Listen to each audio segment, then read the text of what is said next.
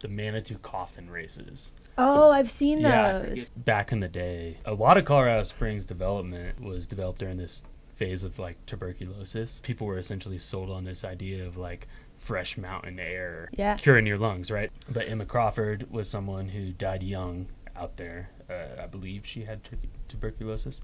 But they buried her up on one of the mountains. I think it was Red Mountain up there. Yes, buried on top of Red Mountain. Yeah, there we go. Rains washed her coffin down from the mountain, right? So now they do coffin races in Manitou Springs, where it's this like commemorative situation where people build their own little like push carts and then blast down Main Street. Also a very cool time, very fun time. Welcome to Backpacker Radio, presented by The Trek, brought to you by Topo Athletic. I'm your co-host, Zach Badger Davis. Sitting to my right is... Hi, I'm Juliana Chauncey, a.k.a. Chaunce. A few reminders. First and foremost, if you want the best from The Trek, and you should, head on over to The Trek's newsletter. The link is in the show notes. This is where we put out different job opportunities, which are rare, but also awesome. We do gear giveaways, and this is a curated list of The Trek's best content. So if you want more timely news from the trails, this is where you'd go to get it. Next is, if you're listening to this and you enjoy Trail Correspondents and you have audio editing experience and ideally you are a thru-hiker of one of the Triple Crown trails, hit me up. We're looking for somebody to serve as the editor, producer, and host for the 5th season of Trail Correspondents, which we will be bringing back next year. Very excited about that, and I've gotten a lot of emails from people asking about it. So good news there is that is coming back. Lastly, but not leastly, if you want this episode and all future episodes and many past episodes without advertisements, head on over to patreon.com/backpackerradio. That's where you get all the good stuff. And Chauncey previously made promises of new exclusive content. You should do some Patreon content from your bachelorette party. That's an idea. I will say, in the process, I mentioned I was trying to get look through the micro SD cards, and I got onto some footage that I don't think I was supposed to see. Survivor? I don't know, but people were in like bathing suits. Yeah, Survivor. Okay. I hosted Survivor for Garrett's birthday last year. I'm Yeah. editing together an hour-long video of it. It was just a bunch of your friends in like their bikinis, and I was working with Jess. You've watched Survivor, right? I'm familiar with Survivor. I don't watch Survivor, but I didn't want her to look over and be like, what is happening? Zach's looking through girls in bikinis on Chauncey's hard drive. Yep, exactly. That's a tangled mess to unweave. That was exactly what was happening. Yeah. But accidentally, and I got off. I'll send you the doc when it's done. We did like a 12-hour long Survivor birthday party, exactly the way the show does. And then I started editing it together, and my laptop broke. And is there an unfinished Survivor? Yeah, it's going to be an hour long. It's going to be the length of a show. It's a full season in one episode. Did you create the challenges? Yeah, I built them. I used power tools. Is built into it all the conniving that happens? Mm-hmm. With it? There was blindsides. There was immunity idols. Are you doing like the interviews with them off camera? Now you're getting me excited. I'm getting hot again.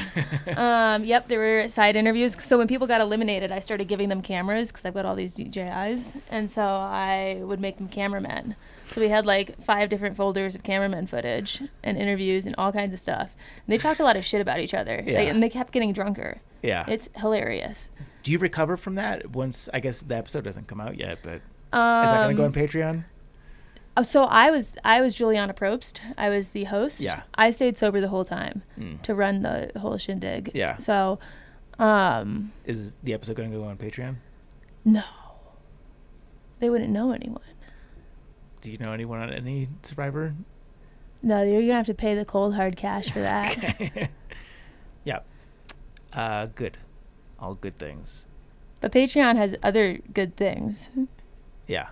To bring it back to the point. Especially if you define a good thing as not ads. Yeah. Ads. That's probably the most good thing. We get rid of them for you on Patreon. Yeah. So. Okay, let's get to an interview with Spencer McKee. We are joined by today's guest, Spencer McKee, the Director of Content and Operations for OutThere, Colorado. In his spare time, Spencer loves to hike, rock climb, and trail run. He's on a mission to summit all 58 Colorado's 14ers and has already climbed more than half. Spencer is also a certified level 1 instructor for Leave No Trace, which works to preserve and protect outdoor space. Spencer, thank you so much for joining us here on Backpacker Radio. Hey, thank you for having me. Excited to be here. So this is a little surreal. Obviously, I think most people in Colorado have probably come across your reels at some point. Yeah, I've seen your face a lot. You guys do a good job with the algo. So it's cool to have you here in the studio and talk about all things Colorado. But I want to talk about your background in the outdoors. Oh yeah, what got you into the outdoors? Oh dang! So I'm from Indiana, right? So I was at Purdue University in grad school. And my mom died from cancer. And at the time, like, it was, you're just going out to bars, watching college sports, watching football on Sundays. And that's like the extent of what there is to do in West Lafayette, Indiana, right? You can take to the roads if you want to cycle or run. But it's not, at the time at least, it wasn't necessarily very much so like a outdoor recreation friendly state. I'm from the Midwest as well, so I get where? Illinois. I also went to a Big Ten school, Wisconsin. There you go. Hey, yeah. Big Ten. Yeah, represent. That's right. But yeah, when I was 23, in between years on grad school, my mom died of cancer, breast cancer, and I just started kind of thinking like, need to find something else to do that's not just sitting around and having beer with friends, I guess. Went out to Colorado right after she passed away to visit a friend, a high school friend that went to college with me. Lives a block away from me right now still, actually, and fell in love with the state.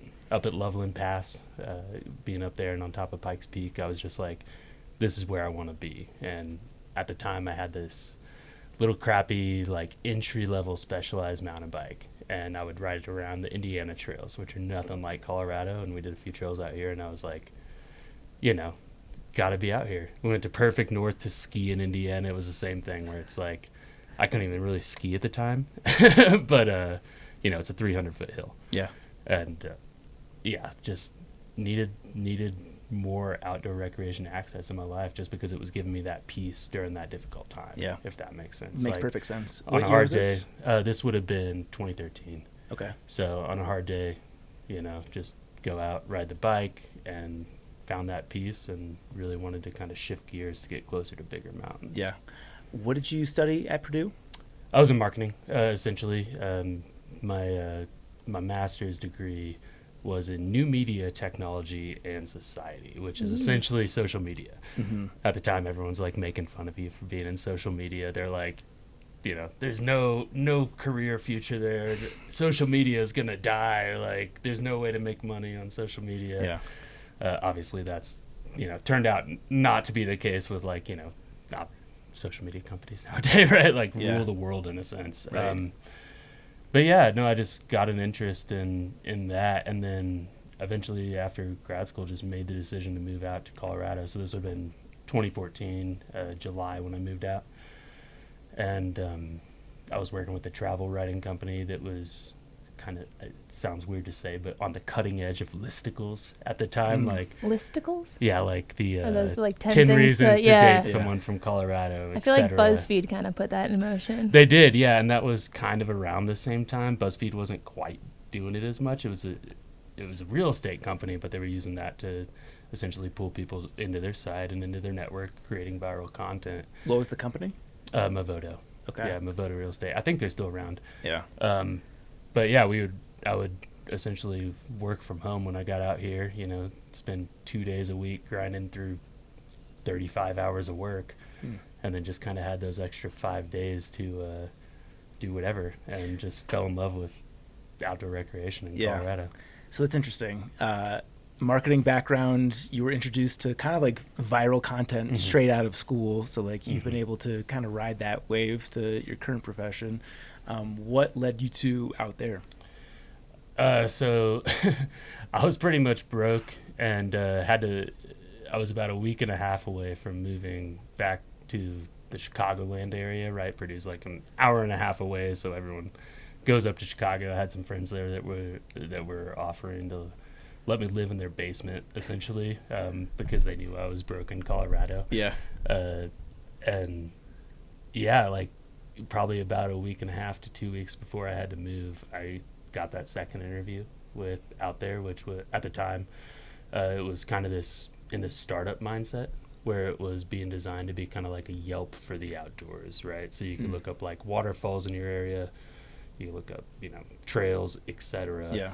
So similar conceptually to All Trails, but for more items than just trails. All Trails with more stuff, essentially. And that was, so I got hired in November of 2016. We launched in December as that startup mentality brand with this Yelp idea. Over time, that just kind of transitioned into writing content instead, which I've always loved writing. So that's always been my bread and butter anyway, and trying to write, like the mass, like viral style content essentially. Now in recent years, we've kind of made more of a transition into news. Which is interesting too. But the nice thing about news is it's always happening. It's always happening. So there's always something to write about. Totally. Which, it was funny. I was on my way up to Denver airport during this time of unemployment, so to speak, when I was working, right after I was working with that real estate company, driving a random friend of a friend up. But I was the unemployed guy, so I was able to I was the one who got picked in the middle of the week to drop him off. And he was like, what happens when you run out of trails to write about, or what happens when you run out of waterfalls to write about? And I was like, what, that's a good question. But then thankfully eventually got into this news world where there is a lot more just constant stuff going on, and then you can still kind of sprinkle in those adventure stories. And ultimately with OutThere Colorado, we aim to just try to say, if you're a Coloradan and then kind of assume that Coloradans are mildly interested in the outdoor recreation space, at least, we just want to provide you content for what you need to know going on in Colorado, and then maybe give you some adventure ideas along the way, I guess. Yeah, news is a very competitive space, obviously, but you guys have done a really good job of breaking through and being one of the resources that gets to people via the algorithms.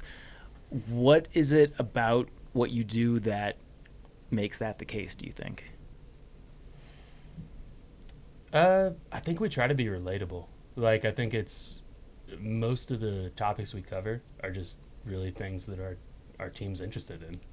It's one of those things where it's if I want to know about this waterfall or this trail or this restaurant or this news story, other people might too. I try to cater to that average Coloradan, in a sense. So I think that's maybe how that works. Yeah.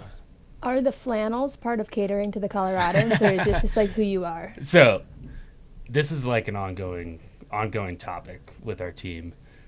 No one has ever pointed out that I wear so many different flannels in the comments, and I specifically seek out flannels on a regular basis. I'll swing by ARC and Goodwill. Are you leaning into the Colorado stereotype, or you just like flannels, or what?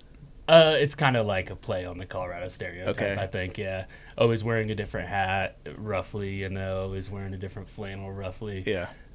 Really just kind of a joke on our audience to see when they'll point it out. But no one points it out. It's one of those things. It's a little too natural. You're the first person. Look at that. My girlfriend will be so proud to know that someone finally recognized that all these flannels He can get rid of his flannels now. Everything's how many flannels complete. do you own? Ooh. That's a hilarious question, because I was actually just thinking about this 2 days ago. I think it's in that range of 30 to 35 flannels. And a lot of those have been find them on a store rack at ARC or something, and kind of donate some to and kind of rotate through that. But it's definitely one of those inside jokes that I'm happy that we're talking about right now. You have no clue. Hell yeah. So you got hired at OutThere as just a staff writer, or what was the first position? Social media. So at the time, when we were trying to spin up this Yelp site, we were also doing a lot of video production. So with that video production effort, we would go out on trips that were, a week long, or, 4 or 5 days long, where it'd be 7, 8 people. And we'd go out, whether it would be, we were working one trip specifically. We went to Winter Park to film, and then we went to Fraser to film a snowmobiling event, and then we went out to Granby to film, and then I think we went out to Copper and then Uray. So it was just like a lot of time on the road there at first, especially just going around and filming. And I was just kind of capturing that behind the scenes effort from, you know, like a PR standpoint, trying to show people like what goes into creating these videos. And at the time, that was like we would have multiple drones in the air. It was very much so like a video production company on that side of the company. Got it. So, did you have a background in video at that point? I mean, social media, which is what I was hired for, essentially. Yeah. I mean, that was about that, I would say. But I mean, I'd been producing content in the written form for a long time, so it translates, you know, like the headline on a written article translates to the headline on a social media if you look at social media content in that way. Yeah. In terms of video, but yeah, no, it was a good time. A lot of adventures. We met Conrad Anchor down at the bottom of the Uray. That's cool. Uray ice climbing area, and yeah, that was a cool experience. And yeah, we worked with. We did a lot of accessibility stuff with some of the ski resorts, specifically Winter Park, where they do I think it's the NSCD center, where it's all about trying to get athletes with various like physical disabilities onto the mountain. So yeah, it was a cool time for sure. Yeah. In terms of the OutThere Colorado, like the 8 years I've been with them, like that was a very, very fun time. Yeah. What % of it was you going to where the stories were versus you wanting to go somewhere and finding the story to make the trip expensible? Well, I should probably expense more than I should, than I do. But at that time, it was a lot of traveling for the story. And at that time, we were more so focused on, like, here's the big story of the month type of thing, where now we're more focused on how do we get people, 10 pieces of content that they want to read every single day. So a little bit different there. Nowadays, it's more so just me doing stuff on my own and then coming back and writing about it. Yeah. So that's interesting, because I imagine a lot of that is you kind of playing into what the soup du jour is with what works, right? Like you can't go too deep on the quality at the expense of the quantity. I mean, obviously it works in some instances, but for like a news publication, quantity is also a massive input. Yeah. Do you prefer that style of journalism, being like, I'm creating more frequent content, or do you like the deeper dives? It really depends on the story. Like, if there's a story that I think deserves a deeper dive, I'm happy to do that deeper dive, if that makes sense. Meanwhile, though, it is really nice to have kind of that reliable, like, like sharing news style type of content, just because, I mean, traveling on the road for even a week with the whole team and everything, like, and then working from the golden hour to the golden hour, where you're like a 14-hour workday or whatever, 12-hour workday.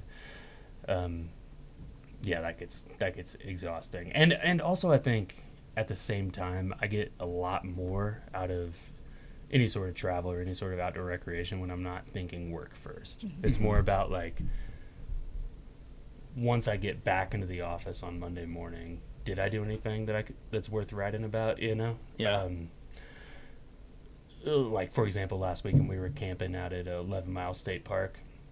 Wasn't planning on doing any content from that, but took a gravity chair or two gravity chairs with us, and was essentially like, I've always brought camping chairs when I'm car camping. These gravity chairs are way better, and way better for looking at stars, way better for reclining around the campfire. That's a hack in a sense, where it's like these, you can get 2 on Amazon for $60, and you're set with your seating situation for the entire summer if you're just car camping. And so I wrote about that. Right? It was like, so things like that, like if I encounter something when I'm out and doing my stuff, but I'm never trying to be out there doing stuff with kind of that like work mentality, just because it does change things in a way. And what is your title now at the company? Director of Content and Operations. Yeah. So did they give you a fat raise when you like cracked the code in terms of getting viral content? Because like I said, your stuff always pops up. I'm happy with the compensation. I mean, it's it's one of those things where I tend to look at it as more like that trajectory in a sense, where I want to see where the brand goes and how can we build it up to that point. Yeah. So like with the video stuff specifically, that's been interesting because we've kind of we avoided that for a long time. Like once we got out of like the serious video production phase, we didn't do video for 4 years or so, and then finally the pieces kind of fell into place. We hired a video editor named Sam, who has since had to move up to Washington, and he kind of pioneered this idea of how to create these little viral clips from these stories, and him and I together kind of developed that format. Now we have a video editor named Tim, and he is also great. So yeah, it's been a good it's been fun to get into video. I like the video. That's about like 3% of my job. You know, it's like we record the video and the podcast, and that's 1 day a week, and then we kind of Tim takes it at this point and just works with it throughout the week and teases it out and sees what we can get from it. So is the bulk of the rest of the work you writing and being like on location at these places, or writing and kind of managing the team, I would say. I'm in the office 5 days a week. On the computer 5 days a week. We have two remote days, but one of those things where any story you see from us where it's about like this trail or this restaurant, generally that's just from weekend adventures, so to speak, or time off. And it's a good mix for sure. But it's a good gig. Are you Colorado famous? Like with all the content being Colorado focused, can you go anywhere in your flannel without someone being like, is that guy in front of the brick wall? So I was joking about this because I wear glasses. No one knows I wear glasses that watches the video because I've never worn glasses in a video. But if I take the hat off, take the flannel off, and put the glasses on, that's your disguise. Very rarely will get recognized. Interesting. Around it's like Colorado. Clark Kent. Yeah, right. Otherwise, I mean, it's a few times a week someone will come up, and it's always fun to hear what people are drawn to. I always try to ask like, oh, what do you see, or and the number of stories of people that are like, well, we didn't know about this, and then we went and did it, and it was really fun, and like that's just like a reward in itself in a sense, just knowing that maybe in some way I'm bringing that same solace or that same peace that I found in outdoor recreation and in Colorado travel in general to somebody else. I mean, I think that makes me happy when people are able to like go experience these things that maybe they wouldn't have found otherwise. Yeah, sure. Is there a specific callback that people will bring up, like a story or something that comes up more often? Not really. It's usually like this weird stare that I'll like if I'm at a brewery, right? It's this weird stare where I can tell a few people over here like looking at me, and they're like, who is this guy? We don't really know who he is, but we recognize him, and that's generally what tends to happen. And then because I mean on our social media videos, it's like it's hard to recognize people when you see them 15 seconds and you're scrolling through 100 other videos, and then eventually someone from the group would be like, are you the guy from this? And about half the time they get it wrong. What do they say? What's the most common? Usually some other Colorado Instagrammer, and I don't have a specific one in mind because I've seen like 5 or 6 of them. They'll be like, are you this person? And it's like, no, but he isn't a flannel with a hat on. And then we'll piece it together, and it's fun. I mean, it is a fun thing. You should, in one of your videos, maybe an April Fool's Day one, you should get someone to sit in your seat and do your part and wear the hat and wear the flannel and see if anyone notices that in the comments. That's a great idea. Maybe they're not noticing the flannel, but maybe they'll notice if like the human body has changed. That is a great idea. They might not. Who knows? They might not. And now that you mention it too, April Fool's Day, we did a shark reintroduction video like last, not this April Fool's, but two ago. Yeah. When the wolf topic was super hot. Yeah. To like the Dillon Reservoir or something like that. They were going into waterways around Colorado, and we found a shark that was like native to Colorado back when Colorado used to be like this tropical like oceanside landscape essentially. And we said they were going to reintroduce those, and it was, it's satire in a sense, right. But that is the one that people will mention. That's is they'll be like, I remember that shark video. Yeah. Yeah. I had that moment. We met very briefly at Outdoor Media Summit, and I did the weird thing where I stared at you for 15 seconds before the light, I knew you were familiar, and it just took a second for me to go through the Rolodex as to why I knew your face. So yeah, I can definitely imagine having gone through that myself. Yeah. Okay, to that point, for maybe people outside of Colorado, they're not familiar with the content that you create. So I thought it'd be fun to go through some of the bigger stories that you've featured through your social media accounts. So here's a few. Actually, let's start with, just from your perspective, what are some of the more outlandish stories that stand out to you? Could be recent, could be since you've started doing this, but anything that stands out to you. I mean, the Cheeseman Park one's a great one. We mentioned that, or we were talking about that a little bit here. I used to run at Cheeseman Park at night, and then I think I saw one of those videos, and I was like, "Oh, okay, I'm off the bandwagon again." Yeah, people don't realize it until they see that story, and that video was created off whenever we kind of branched into news and kind of more regular writing about how do we expand it from just here's the things to do in Colorado to you're a Coloradan. You want to know history about Colorado. You want to know what this state was born in. I want to know what's under the airport. What has happened since Colorado was founded. Yeah, there's a bunch of bodies under Cheeseman Park for all the listeners that haven't seen that story. Essentially, it used to be a graveyard, and they hired somebody. The city was like, we're going to make a park. They hired somebody to get rid of these bodies and to remove them. And ultimately, they were paying him per body, so he was like, we can split up these bodies into different caskets and smaller caskets. Eventually, the corruption was kind of found out, and they fired this dude, but then they didn't remove the bodies. So you'll still see stories where every so often when they're doing a dig in that area, or maybe it's raining and something surfaces, where bones pop up.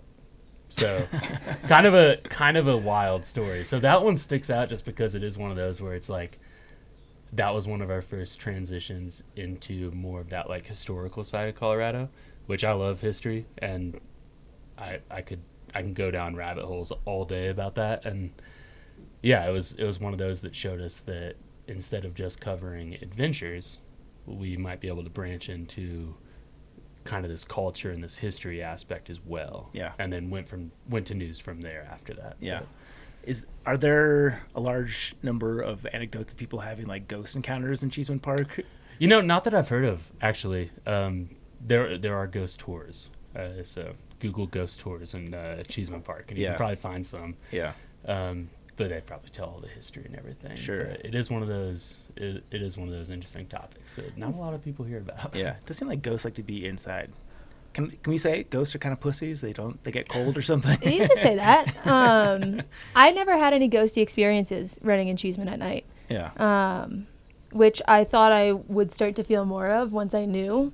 But I feel like they're all for as unsettled as they might have been being split up into different caskets. I feel like they're settled ghosts. Mm-hmm. They're good with their lot. A bunch of Caspers, they're glad they got to friendly stay. Ghosts. Yeah. It is a nice park. They're probably happy ghosts in a nice park. Cool. You renovated my space. Yeah. Now people are coming to visit. No one used to come see me. Now, so many dogs that appreciate my bones. Yeah, there you go. What about the legend of Rattlesnake Kate? So Rattlesnake Kate. So shout out to Seth Boster, because he was the one who did all the dive into this story. But essentially, this is a badass Wild West woman. And in something that Seth iterated or talked about in his coverage of this was that the Wild West history in general is a lot of men in terms of the way that it's been covered 100 years later. Right, and very rarely will a female hero arise in that storytelling aspect. So Rattlesnake Kate broke that mold in that regard, in a great way. Right, essentially she was doing this entire all this ranch work by herself. One of the things Seth was talking about was there was this machine that was designed to be used by a mule and 2 men, and she would just pull it by herself, just her. Fuck yeah. So like this badass female character in the Wild West scene. Yeah. But one day, yeah, she's out on her property, and you've probably seen the news of like the mega dens of rattlesnakes. There's like a live stream up in Colorado somewhere where you can watch these rattlesnakes just kind of doing their. Do you know where the den is? Thing. I think you could. I don't know exactly where. I feel it like is. you would be the guy to know where it is. I don't know exactly where it is because they don't tell you. I nope out very quick whenever I see a rattlesnake on the trail. I will say that. But yeah, essentially she was with her young son. I think he was like 3 years old. Sees a rattlesnake. Right, she's off her horse opening a gate. I think sees a rattlesnake, kills it. Sees another one, kills it, and starts seeing more rattlesnakes. And I think she had a .22 rifle with her. Whoa. Oh yeah. That's all the rattlesnake skins. So damn. Yeah, we got. So how many did she kill? So I think it was something around like 140 or more, maybe. That's a lot of boots. She made a dress with it. So yeah. Look up Rattlesnake Kate dress photo, and you'll find a dress that is made out of these rattlesnake skins. This is like the Colorado Grandma Gatewood. Yeah, and essentially, so the thing is, she ran out of ammo, right? And she's surrounded by rattlesnakes with her young child. She starts beating them down with like. Wait.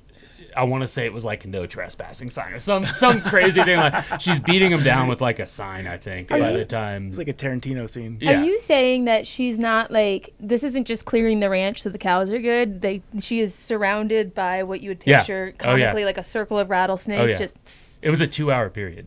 Like it was a. Why did they all come to her? I think they encountered that megadon, and I don't know why they. I mean, that does sound a little fishy to me too, because I'm like a little bit of a legend, but yeah, I don't know. It is a Wild West legend, but I mean, she's got the skins to prove it, sure, and the dress to prove it, right? Yeah, I'd wear that. Yeah, there you go, right? Actually, I'd probably be really freaked out wearing that. There's a museum. I'd let you wear that at your wedding instead of your dress. If you can get the museum to let me, I will wear it for the welcome party. I will not wear it for the wedding. That would be awesome. Yeah, I bet that. Probably a slim chance. But Excuse me, can you dye this shout out to white Seth for me? too for that story. Like Seth he does a great job. He's often more on the road, and he works under the Colorado Springs Gazette as one of their features reporters. And there's a lot of overlap there. So in terms of just outdoor recreation content and travel content in general, so we work together quite a bit. Yeah, is there a lot of competition between you and the other Colorado news outlets to try to like get the story first when it's something that overlaps with the outdoors? I've never really felt a sense of competition at all, to be honest. Okay. Yeah, I mean, we cover stories as we see the press release, etc. And it's like a big portion of our audience is newsletter based, so they're just getting our newsletter anyway. So yeah, I've never really felt like that. And I'm not covering like the hard news where you need like that immediate coverage, so to speak, right? And because it is a little bit softer, not much competition. We covered news once. On the podcast? No, we went to a news conference. Oh, that's right. Yeah. You're probably very familiar with the story, actually. It was when the guy that was attacked by the young mountain lion up in Coloradans. Yeah. We went to that press conference. Tried to derail the whole thing. Yeah. Yeah, that's a pretty wild story. Yeah. Because he killed it with a rock, right? Yeah.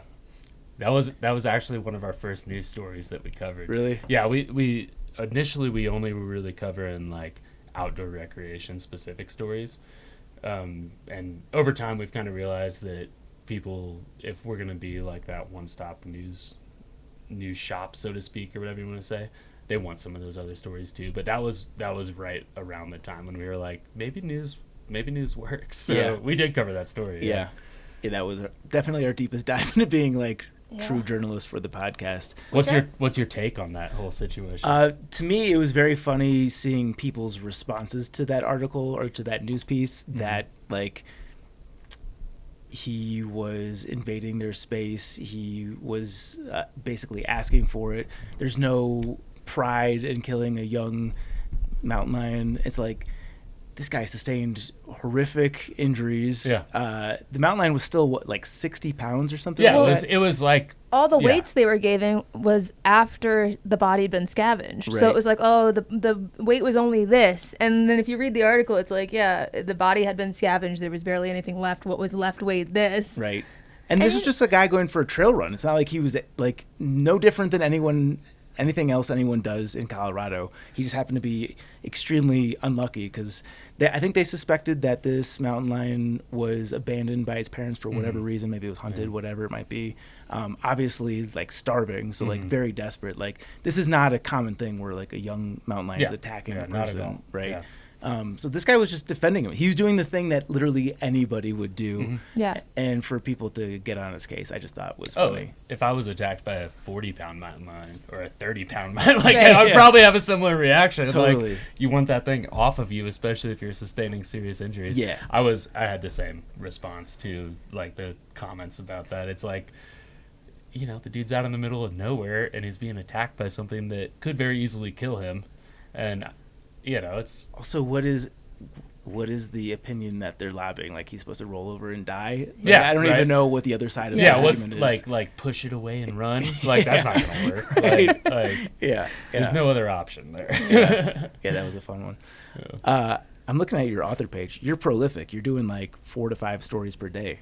Yeah. I mean, honestly, like had to come up here, so today was a short day. Usually like 6 to 8 a day. Yeah. I would say.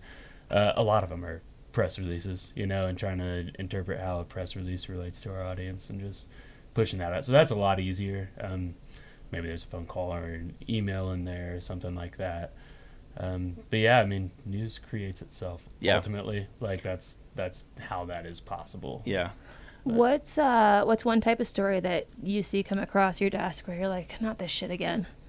Good question. Oh, that is a good question, and I've got an answer that's kind of morbid, and not in the sense of like not this shit again, like I'm not looking forward to write it, or I'm not looking forward to writing about it, but in the sense of like I do find it important to cover, but like the drowning deaths in Colorado, it's wild because like 98% of the people or something crazy like that, if I just had to guess off the top of my head, they're not wearing a life jacket. And it's like, here's another, like once summer comes around, there'll be days or weeks where it's like, you know, here's 4 drowning death stories to cover, and they're all basically the exact same, with the exception of like where it happens. Someone gets in the water, it's cold, they experience the symptoms of cold water shock, and they're not wearing a life jacket, so they just sink. Yeah. And it's such a sad story to write, and the reason we cover it is because there's a safety message there that we're trying to push of wear your life jacket. And it's a sad story to write, but it is one of those where it's like I'll get the email from whatever sheriff's office or search and rescue team, and it's one of those things where it's just like damn it again. Yeah. And it's like it's so preventable. It's so preventable, and it's just like tears families apart. Yeah. There was a recent one down in Pueblo, Lake Pueblo State Park, where a guy, I think it was 52 or 53, went into the water to try to save some kids that were struggling on a windy day, which people don't realize how windy and choppy the waters get in Colorado, and how difficult it is to kind of manage that whenever you're caught in the middle of it. But either way, the guy goes out to save 4 children that were struggling and ended up dying. 2 of those kids were his, 2 of them were friends, and our friends' kids, I guess. And it's a tragic story. Wow. Like, the kids and were heroic action, and it's like one of those scenarios where it's like maybe a life jacket wasn't available, maybe there was a panic situation where it's like I'm just gonna go help right now. But either way, the water I think was like 58 degrees or something like that, or in the 50s. The kids were all okay. Yeah. But a very scary situation. I think the cutoff too that Colorado Parks and Wildlife talks about in terms of cold water shock is like 68 degrees. Is like around that time where that can set into your body and you just become immobilized. Like whether you're a professional swimmer or you've never swam, like it doesn't matter. Yeah. Like it's kind of like elevation sickness, where it's like you're able to kind of train your body to deal with cold temperatures, but it's still one of those things where it's like I've probably been to the top of a 14 or 100 times, and it's you still, some of those days you just feel that elevation sickness. Yeah. It's also, go ahead. I was going to say it's also just crazy because you don't think about drowning in Colorado because it's a landlocked state. Right. You know? We have lakes, but you don't think about drowning being something that we would struggle with. Yeah. And I guarantee you 40 people will die this year, and probably 90% of them or more not wearing life jackets. Yeah. So there are always like crazy accidents with the rivers and moving water specifically. But yeah, generally not wearing a life jacket. Yeah. That's a really good and important PSA. I don't know how many number of years ago it was, but there was a hiker on the AT who had died from just jumping in one of the lakes. Really? Yeah, it seized up. Which lake? I don't remember. Tough question. Yeah, I can dig up because we actually covered the cold water shock phenomenon. Because I'm actually shocked that we don't see that happening more in like lakes in the Sierra, or like the common places where people are taking cold dips. Because that is a thing. Yeah, and those are so cold. Yeah, the water's cold in Colorado. That's what people don't realize, because it's like if you're from the Midwest, if you're from Illinois, Indiana, you're used to maybe being able to just jump in a lake in the summer, and out here, it's like the lake is at 9,000 feet of elevation or whatever. It was like, frozen over a month ago. Yeah, it's going to be cold, and it's all just filled with like snow melt, and it's going to be cold. Yeah. So wear your life jackets, people. Yeah. I've had funny, like I've posted photos on the Colorado Trail where it's like me walking into a lake, and people are like, oh my God, where is that? Because it's like the lightest blue. And I'm like, I did not go past my knees. Yeah. It was freezing. Like, this isn't something you swim in. Oh, yeah. Yeah. But it is fun to get out on Colorado's waters, though. I will say that. True. Gotta go. We had a video the other week about, and we were kind of threw out the idea of like weird restaurants or unknown restaurants, but the video was essentially about Prosit or Ein Prosit or Prosit, however you pronounce it in German, the little sausage place right in Frisco, right by the reservoir. So I was like, the perfect Colorado summer, like if you're in Denver, you're in Colorado Springs, you're willing to drive like an hour and a half, 2 hours to get up into that Frisco area, rent a kayak or bring your own, go out on Lake Dillon, kind of visit those little islands, and then end it at that Ein Prosit place. And that's like the perfect day on the water in a like single day trip, and you get some exercise in there, paddling around, and it's a hell yeah. Good times. I guess to that point, what are some of your favorite hidden gem restaurants across Colorado?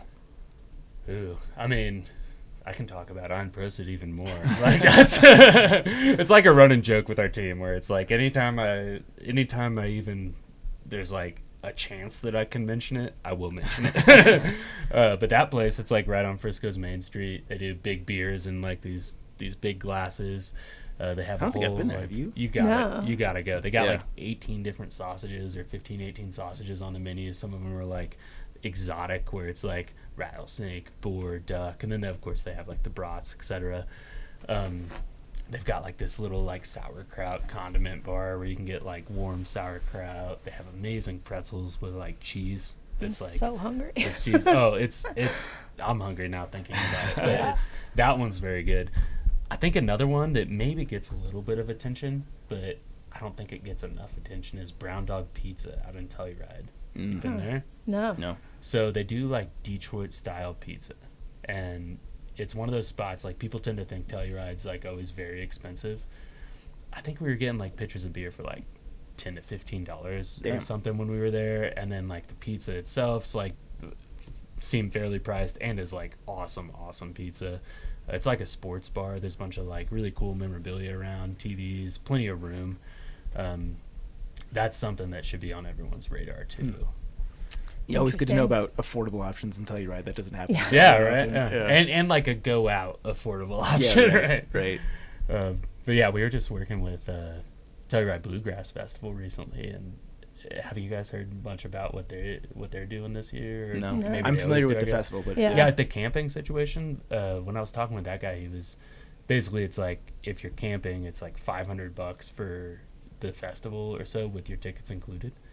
But you also get to start out the Saturday before, so you can spend like 9 days in Telluride or 8 days in Telluride. Oh shit! Doing that, so it's like I was like, dang, that is actually a very good deal to like be able to like camp close to town. Sure. And I'm sure other festivals in Telluride do a very similar thing too. Yeah.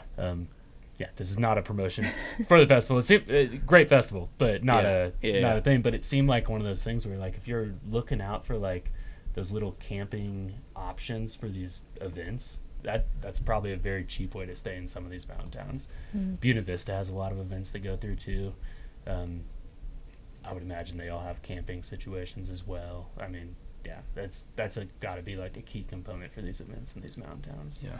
Speaking about festivals in mountain towns, I'm sure I haven't seen you guys cover this story, but I'm sure you have. Can you tell this story for the out-of-state people, because this is one that usually gets them saying no way, of the Frozen Dead Guy Fest in Netherlands?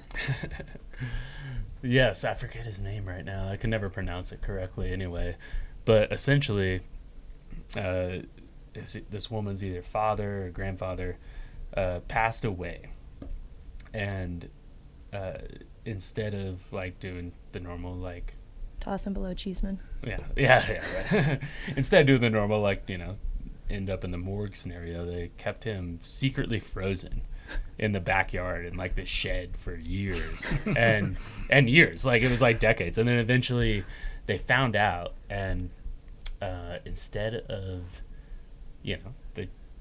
doing the morgue thing, once they found out, they decided to keep him frozen. So there was in Netherlands, there was this shed for a while where they just kept him frozen in this shed, and they would do a whole festival around it where it's just all sorts of like festival events, like the little like push cart races and vendors, etc. Pretty wild little story there, just because you never know what's going on in your neighbor's backyard, right? They still do it, don't they? Yeah, but now it's in Estes Park. Oh, they moved it. Yeah, they moved it to Estes Park. So I think his name's like, no matter what it's Grandpa Brado. Yes, Brado, yes. Do they bring him? Like, do they take him out and bring him to Estes for the festival? No, I think he's in Estes Park now, maybe. Oh, I'm not sure. I actually don't know the answer to that one. Okay. I mean, I feel like he would have to attend. Yeah, apparently it's a blast though. I think it just kind of outgrew the Netherlands area, and just in terms, I mean, that's like a little tiny town, right? Like it's so yeah, it's in Estes Park now. Oh, interesting. Yeah, I don't know if he's in Netherlands or if he's in Estes Park, but either way, festival worth going to for sure. Oh, it was on my birthday this year. Damn it! It's one thing. I've lived here for 10 years. That's the one thing I always want to go to, and I have not yet been. Yeah, got to do it. Yeah, the other funny festival that they do are the dead guy. What is it called? The Manitou coffin races. Oh, I've seen those. Yeah, I forget the name of Emma Crawford. I want to say is her name. Emma Crawford. Yeah, yep, Emma coffin Crawford. races.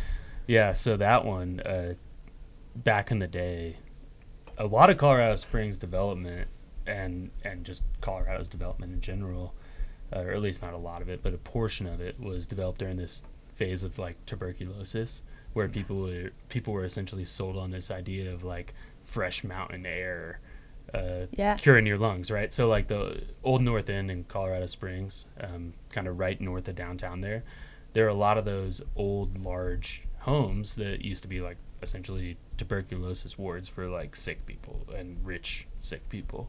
Manitou Springs, same way. Manitou Springs, known for its mineral water, right?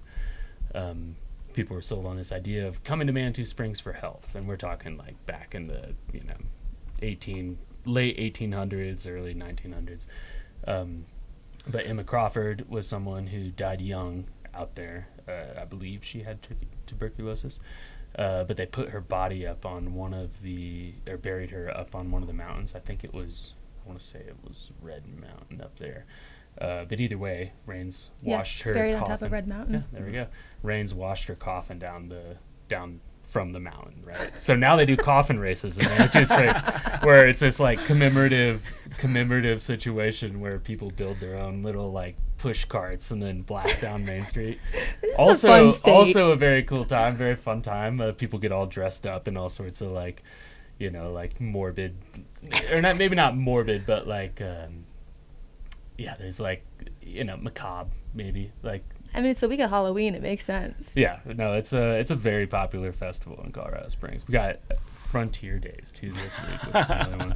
Oh yeah, and you do like the whole theme thing, like it's like that Red Bull flute log or whatever, where you kind of create your coffin to be this funny looking whatever, and then all of you wear like these themed outfits, and it seems like a good time. How many teams go? Feel the rhythm. Feel the rhyme. Get on up. We should be a team. I guess at least half. I could ride in the coffin. You could push. I'll help push you. You need 4. I'll enlist somebody. Okay, you push. We need 2 more strong people. Hell yeah. I'll go fast. Or would I go slower? Is it Should flat, I put on weight? uphill, downhill? What's the course? I think it's like slightly downhill. Oh, you like want a heavy person. You're too light. We'll finish last. I'll start eating my donuts. There you go. On the subject of festivals, which is the best festival in your opinion? Colorado. You know, I've honestly never been that much of a festival guy. Really? Yeah, really. It's your job. I mean, I always have fun at the Telluride festivals.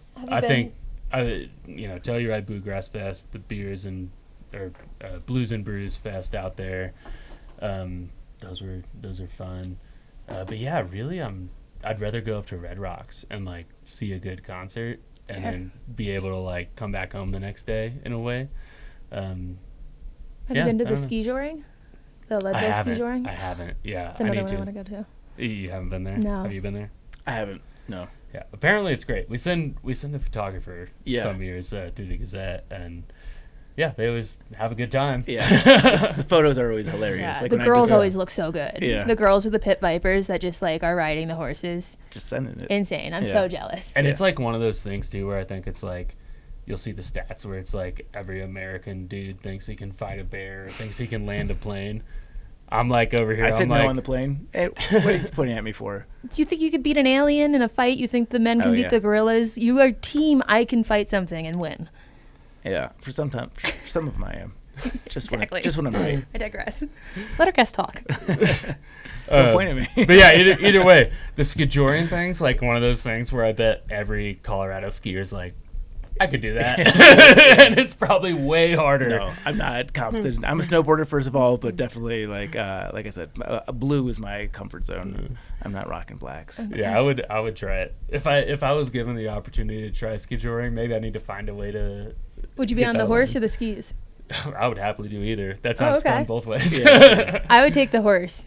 I would definitely not do well on the skis. I would have a problem with the jumps. Whenever you see them going off the jumps, I would not be able to do that. That's above my level. What else do we got here? True or false? There's an active live volcano in Colorado. There is, and it's Dotsero crater, technically active. Only active volcano in Colorado. People don't realize that Colorado used to be like a lot of the mountainscapes that you see today are the result of that. A lot of the boulders that you see around are the result of like this wild volcanic activity in Colorado. And like Pikes Peak, right? That used to be a volcanic area where we had these giant redwood trees. And you can go see the stumps of it, Florissant fossil beds. It's like 45 minutes west of the city or so. And these things are like, 15, like you couldn't wrap your hands around them. But yeah, Dotsero crater is the volcano in Colorado, which I mean, in terms of activity levels, like extremely low risk. Yeah. But what people don't realize is that at one point it wasn't, and you actually drive across the lava flow whenever you're on I-70 going through that area. Seth has been there. I have not been to Dotsero. Seth Boster, counterpart on the OutThere Colorado Instagram stuff. He has been there, and he was like, was kind of his reaction. He's like, there's a better volcano to go see. I think it's like Capulan down in New Mexico, which is more like an actual national park. Yeah. With Dotsero, he was essentially like, you kind of drive up to this like rim, and it's like fine, but not like a like major tourist destination worthy type of thing. Yeah. I've seen the photos. I would want to go. It looks cool. Yeah. But, you mentioned you've been to a bunch of shows at Red Rocks. Do you ever cover that for OutThere, or is that outside of? That's just personal enjoyment. Yeah. That kind of falls into that category of like, if I'm going to a show, I don't necessarily, want to write about it in that regard. Yeah. That being said, though, I am going to a show for work this weekend out at the AMP in the Gerald R. Ford Amphitheater in Vail. So the AMP in Vail is, I think, what they're going by now. Seeing Leon Bridges on Sunday. Oh, sweet. So that'll be cool. It's supposed to, I've never been up there before, or at least to the venue up there. And yeah, it seems like a cool mountain scene. But yeah, the Red Rock shows, though, always for me. Yeah. And yeah, it's one of those things where like we'll get musicians will reach out and stuff, or the PR people for musicians will reach out and try to like, you know, drum up some promotion there, but that's not really our bread and butter. Yeah, if that makes sense. Sure. And, yeah. There's so I kind of stay away from that, I guess. But there are enough publications that like just do music that it's tough to compete with that. Yeah, no one cares about my taste in music. Like, I do also love, I will say, I've never been a fan of Godsmack. It was like one of those bands back in the day that a couple of my high school buddies listened to, right? But my girlfriend's mom, who also lives in Colorado, loves Godsmack. So we went to Godsmack at the other Ford Amphitheater, which is originally Sunset Amphitheater. Branding rights got sold to Ford, so it's Ford Amphitheater. It's on the north side of Colorado Springs. Very cool venue. Yeah. Like, it's one of the, like, it's like they captured all these little inconveniences that you find at other venues, and they fixed them in a way where it's like, even in like their last tier of actual seats before you're on the lawn, if someone stands up in your row and wants to walk out, and you're in these like comfy stadium seats, if someone stands up in your row and wants to walk out, they can just walk in front of you. You don't have to move. Wow. It's like the perfect thing. There's bonfires everywhere where you can rent this whole like section of these like little like bonfire pits. There's probably 100 of them. So if you're in that second tier of seats, you're looking down at the stands or at the stage, and you see the mountains behind it with the sunset potentially, and then you see the rows of seating and like the pit, and then you see this row of fire. Like, when I was in that, I was like, this is awesome. Like, this is one of my favorite venues that I've ever been to. Does it rival Red Rocks? I mean, Red Rocks is one of a kind, right? Same with the Gorge, right? Like, they're both like one of a kind venues that it's impossible to recreate without that like natural aspect to it. That being said, though, I mean, Ford Amphitheater, like, I think it's gonna end up attracting the same acts that Red Rocks does. Like, and it'd be the perfect place to. It's funny because like Red Rocks, you see so many like live sets recorded at Red Rocks because of how stunning it is. I think you'll get the same thing at Ford with like the fire pits and the mountain backdrop and just all of that. Yeah, like, it's a cool venue. If you get a chance to go down. The other cool thing that was when we were there, kind of talking to the people next to us.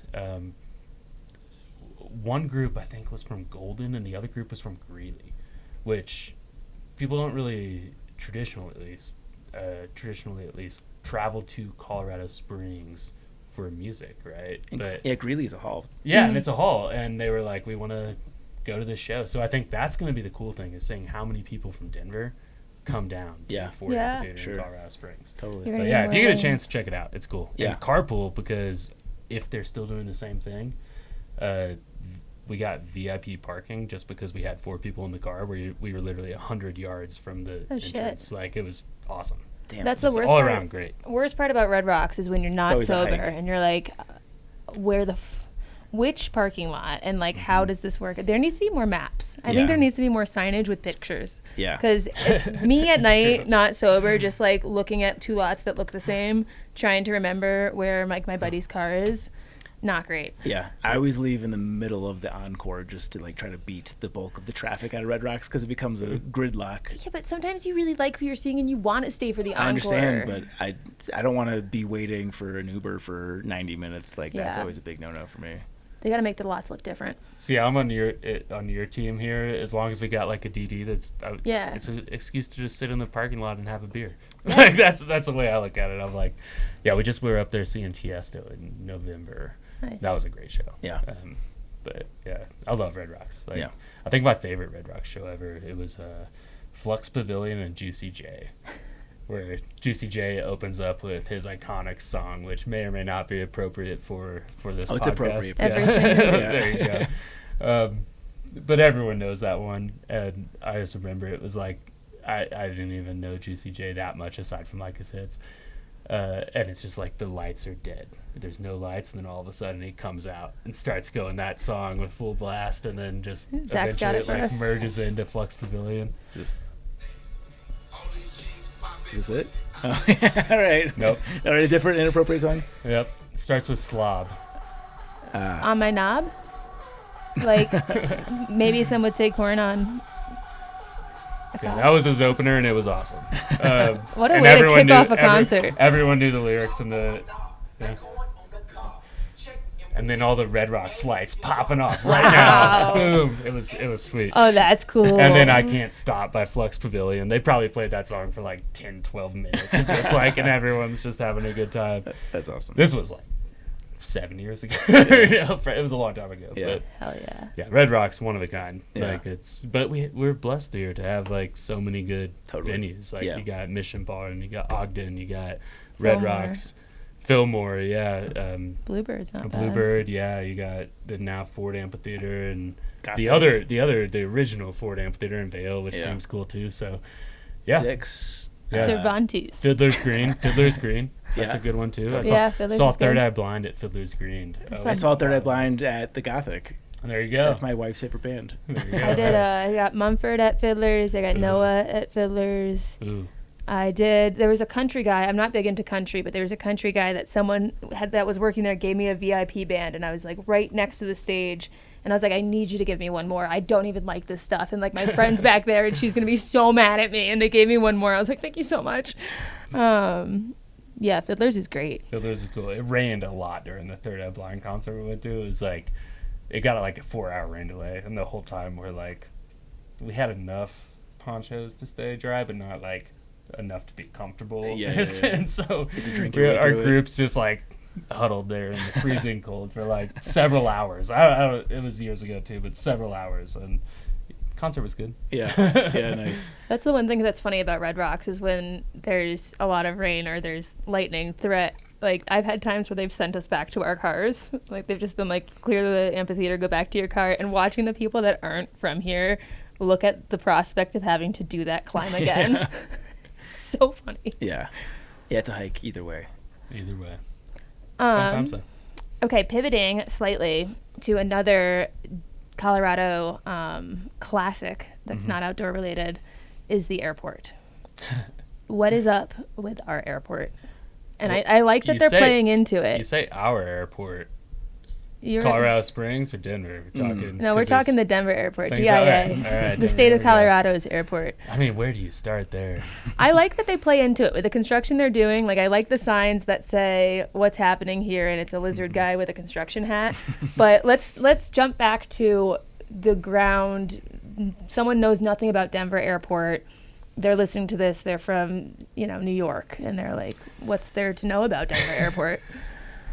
Well, I'm going to plug a very fun show that I love to watch, which is the Y-Files on YouTube. If you've ever seen the Y-Files, it's spelled W-H-Y, not the letter Y. This dude dives into like all sorts of weird like conspiracy things, spends like the first 85% of the show convincing you it's real, the last 15% of the show like kind of providing the like debunking information for what is debunkable. He has a very good episode about Denver International Airport specifically. But that being said, I mean, there are all sorts of weird things at Denver International Airport. Like, they say the runways are shaped in the form of a swastika, which, like, seems like I don't think there's any connection there. It just seems like an obvious way. If you're trying to have 4 runways, you gotta have planes landing in 4 directions. Yeah. So that one's pretty easily debunked, I think. People say there's a tunnel between Denver International Airport and Cheyenne Mountain down in the Springs, which Cheyenne Mountain has an entire military base underneath it, so that's why they say that. Me mentioning these theories, by the way, is not me supporting these theories. I have no clue if these are true. I'm not at that level. But there are tunnels underneath, right? I believe, yeah, so that was a big thing, too, and if I remember correctly, the Y-Files episode does a really good dive into that, where essentially there was this whole like construction situation where it was like ongoing, exceeded budgets, things were happening where crews were getting switched out, and just no one really knew what was being developed, and then here we are. And it was one of those things where they think there's like a whole underground city in DIA. Don't they use way more energy that makes sense, though? Like, isn't the electricity usage way up for what should be happening at an airport of that size? I do not know about that. Oh, I've heard the energy usage is suspect. I think there's a lot of suspect things personally, and I love to like diving into these like conspiracies and being like, what are people doing? Yeah. And then obviously like the blue Mustang statue. Yeah, you can't not mention Lucifer. Yeah, and like how the artist died while he was creating that, essentially, I think it was like a large piece of maybe the head or something crushed him in the final stages of production. And then they finished production after he was dead and put this statue up. So, and it's got the red eyes, which we did do a deep dive into that. And it's like kind of the like demonic aspect of that is like not meant to be demonic at all. He designed it. He has a lot of other designs that are like very similar in the sense of like the blue stallions. And I think the red eyes were like attributed to him like trying to pay like homage to maybe his father's like neon sign factory or something like that. Like there were like very like clear cut things. Same with the murals in DIA, which like if you look at the murals in DIA, there's like this apocalyptic scene of this like dude with a sword and like burning forests and like children running and screaming. Literally airport stuff. Right. Literally though, that's like what it looks like. And essentially like that same artist though, he has a lot of other similar work too, and his goal there was to kind of create, if I remember correctly, to create like a series of portraits that kind of like emphasize like peace and protecting the world. So you see like it'd be like almost looking at like a comic book, but only seeing one square in the comic book, to where you're taking it out of context ultimately. Yeah. To where if you look at the larger series and his greater collection of work, it's on par for what he did. Still weird in an airport too. Yeah. And then there's like maybe like a Freemasons like little stamp. I don't really have anything to say about that, but that is another thing that people point out. Don't they also have like there's like little gargoyles around too? Yeah, like, who the fuck is gargoyles here? Pena Boulevard is shaped an awful lot like a penis. Yeah, there you go. There's another. Yeah. What's the conspiracy there? The gargoyles though are funny. Yeah, I like gargoyles. Yeah, the best if you haven't been into Colorado in a while and you haven't flown into Denver Airport is while they were doing the construction, closing bridge security, which broke my heart, and opening West security there was all that like the paperwork over the construction that had the lizards in the jumpsuits, and it said what's going on here, and it was multiple choice, and it was like lizards building their underground lair, standard construction. I like that. That's a funny one because they did such a good job with that marketing campaign, like playing into it. But then if there really is stuff going on, maybe that's like the ultimate cover up. They're like, we'll tease them a little bit. They'll assume it's a joke. Well, sometimes when I'm on the train from one terminal to another, and it's going slow enough, you can see the little doors where you could get out should something happen in the tunnel. And I'm like, I wonder where those doors go. I saw some report on Reddit, which it's Reddit, so who knows if it's accurate, of someone who was like, I'm going to stay on this train, or so essentially like when it was ending and it was going home for the night or whatever it was. And they're like, I'm going to see where it goes. It just went to luggage, I think. It was like the punchline. But Denver, it's funny too. I think the thing with Denver International Airport that I deal with the most is whether I should use the DEN abbreviation or the DIA abbreviation. We've gotten emails about using the DEN one where they're like, please use this. But I still go DIA all the time. Is it not it's DIA? No, it's DEN. Yeah, officially it's DEN. I still go DIA all the time. No matter how many emails I get, I will go DIA because I'm like, that's what the locals call it. Did it ever change, or is it always DEN? Always been. I think it's always been DEN. Yeah. How interesting. So some of them leaning into it. I've got some of the signs here: construction or cover up. Apologies for the noise. It takes really big drills to get to the underworld. Are we creating the world's greatest airport or preparing for the end of the world? I think that's all I see here. But that's funny. Funny stuff. Or funny things. Yeah, for sure. Yeah, it's cool. I like it. Yeah. But I love like I said, I love the conspiracy side of things. So always at least interested in hearing about what people have to say. For sure. Are there any other really good Colorado conspiracies? None really come to mind. I think maybe one of the conspiracies that gets floated around might be related to that Cheyenne Mountain complex that's in Cheyenne Mountain in Colorado Springs, because this is like a 9,500 foot tall mountain, right? Like big mountain in Colorado Springs, probably the second most recognizable on the skyline aside from Pikes Peak. But there is like a I think there's like 13 level or like 13-story buildings or 8-story buildings in this compound, and it's all on like this base apparently that can like withstand a nuclear blast. Obviously it makes sense from a military standpoint, but I think people have always kind of been like, what's going on there? And so I think that's one of them. But yeah, other conspiracy theories, none really come to mind. Yeah, maybe the conspiracy theory that people adding more 14ers. But yeah, no, that's nothing really comes to mind. Okay. I guess one you could maybe talk about was another thing that came up on our show recently was the Pueblo flood of 1921. So essentially what happened was these massive walls of water came through Pueblo with some of the heavy rains and flooding that happened in the area. The official report says like 80 people died, I think, or 100 people. Meanwhile, there's a Harvard student's master's thesis that says it was probably more like 1,500 people died. Wow. These walls of water, well, for example, they said that the water was about 15 feet above the city sidewalks. And some reports say 25 feet above the city sidewalks. Whoa. So it essentially came through and wiped out this like massive swath of land. And at the time, 1921, you had a lot of relatively poor immigrants and migrant workers working there that didn't have great documentation, so they essentially weren't able to count how many people went missing. Meanwhile, all the debris was so deep that it's morbidly difficult to find people in that.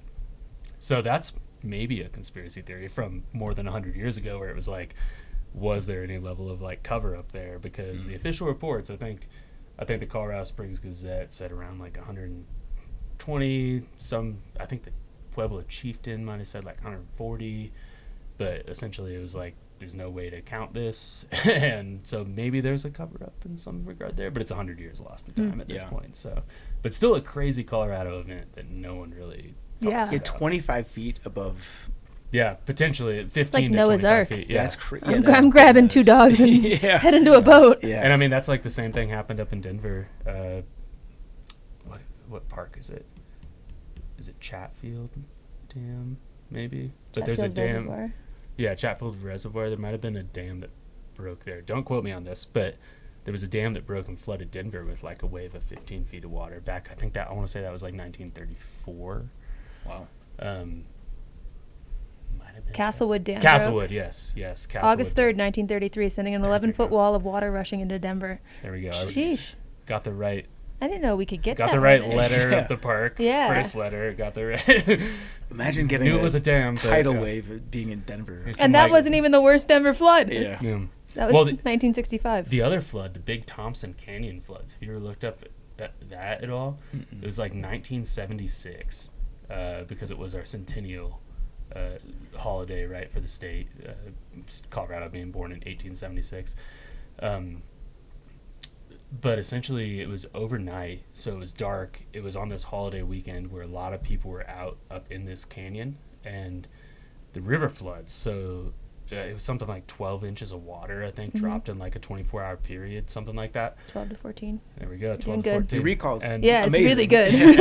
And, but anyways, I think it was 144 people died. Yep, that's right too. There you go. But this water just comes crashing through this canyon. They rescued, I want to say thousands of people. I don't know that number specifically, but they rescued a lot of people with like helicopters that were just able to essentially notice that their campsites were flooding, and then they crawled up on these steep cliff sides, hillsides, whatever you want to call them, and were rescued. But yeah, like 144 people died. And then there was another flood there too, I want to say maybe 15 years later or something, that also killed like 19 or so people. Wow. 418 houses destroyed. Yeah, the economic devastation from that flood specifically and from the later flood was huge. Like by far the deadliest natural disaster to happen in Colorado's recent history. And yeah, pretty wild stuff. A lot of these little floods in Colorado. A lot of water stuff for a landlocked state. Yeah, right. Damn. But yeah, we have spent several topics here talking about water deaths.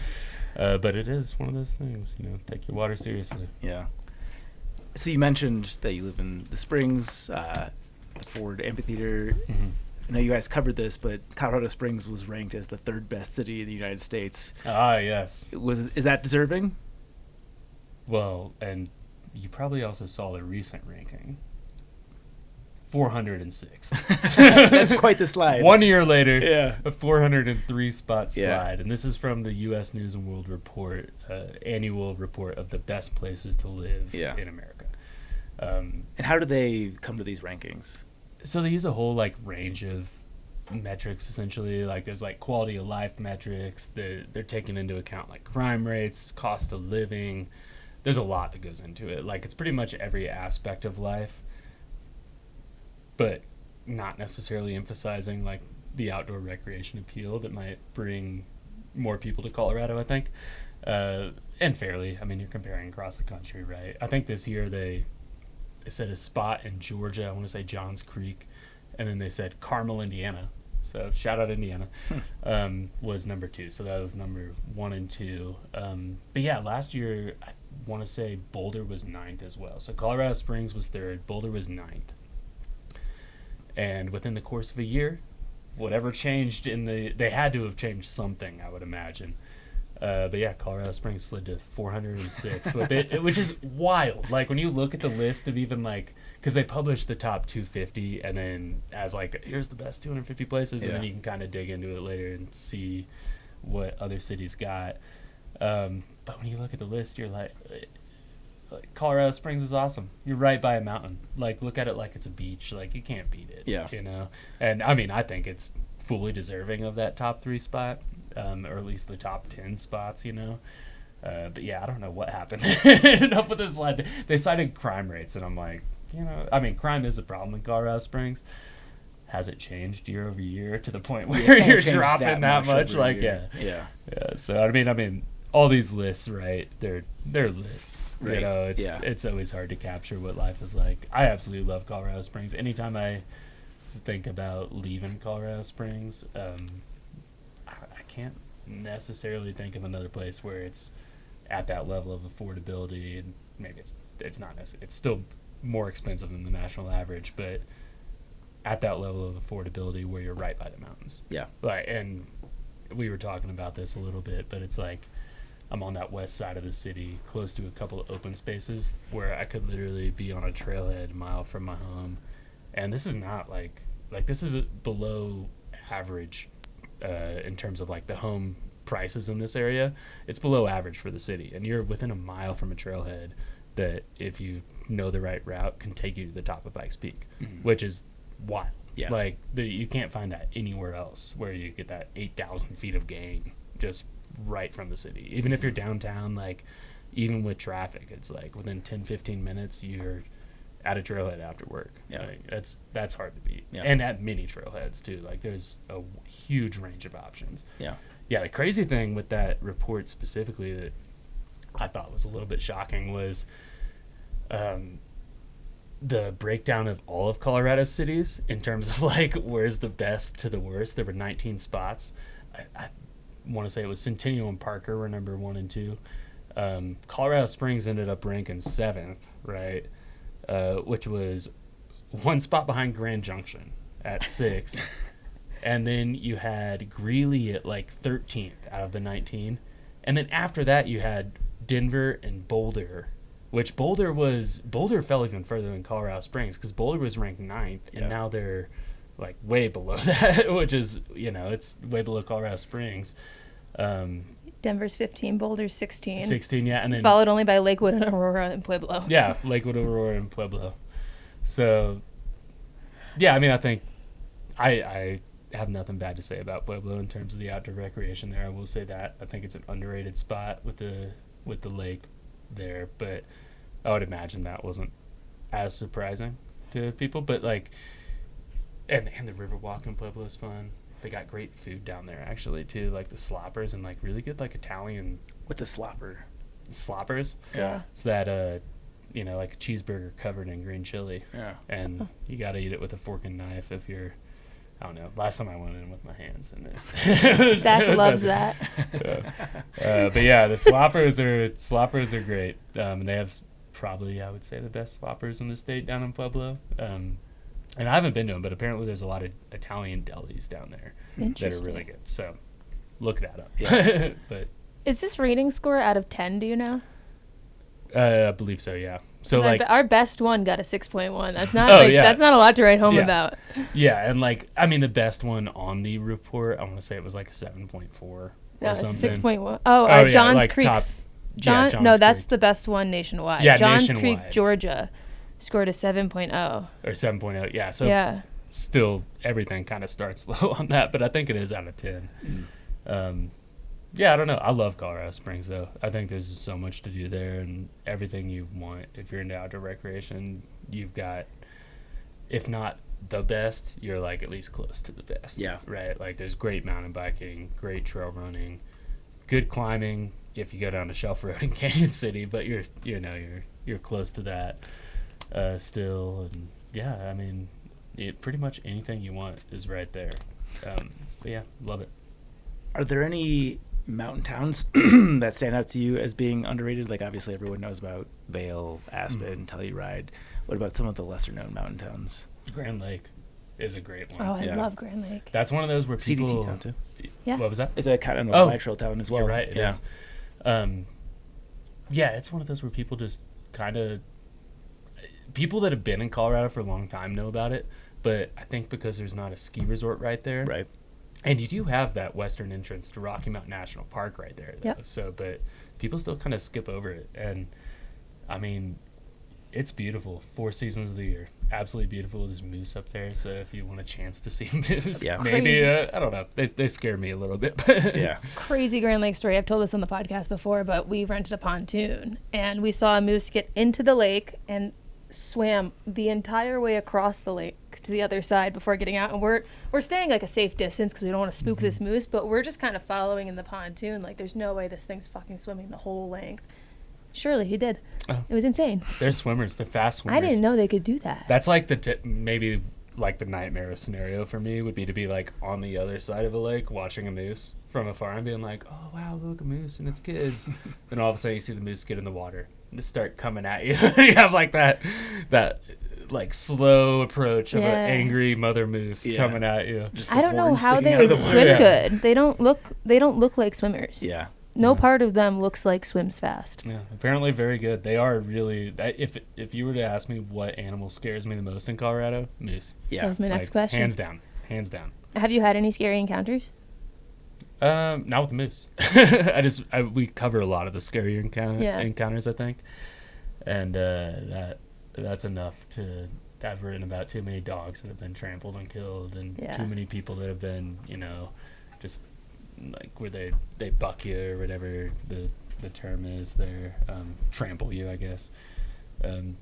Yeah, I don't know, and they're just so big. Yeah, people don't realize how big moose are. Yeah, like it's one of those things where they are just like they, like their shoulders at like 9 feet or something, or like or their heads at like 9 feet. I think the shoulders are at like 6 feet or so, but.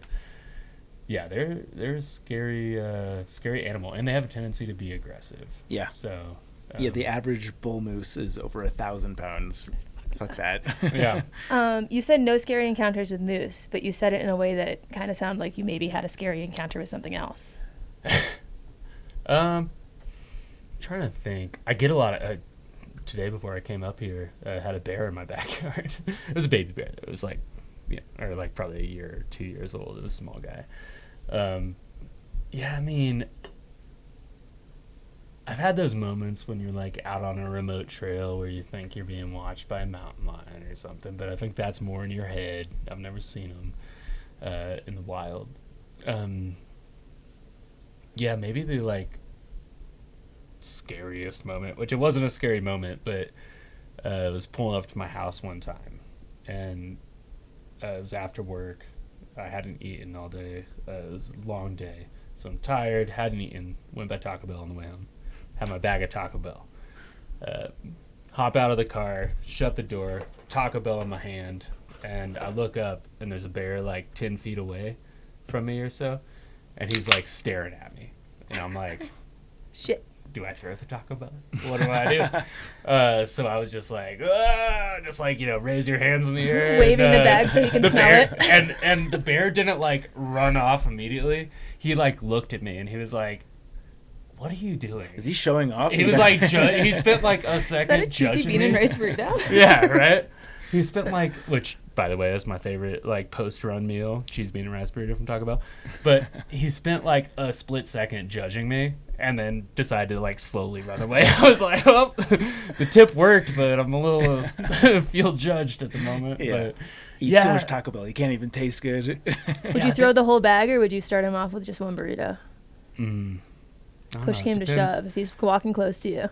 Depends on how cuddly he was. Like I would get cuddled by this bear and give him burritos. Probably they are very stinky though. Like today when this bear came through our yard, my dog was freaking out like 5 minutes before, to the point where I'm like, and she never freaks out, but like hair on her back standing up, and I'm like, what's going on? And then because they usually don't come through in like broad daylight with stuff going on, but I was like, it's a bear. And of course it was like a 1 to 2 year old bear that hasn't realized that you're not supposed to walk around as a bear in broad daylight. Breaking the bear rules. Yeah. Breaking the bear rules.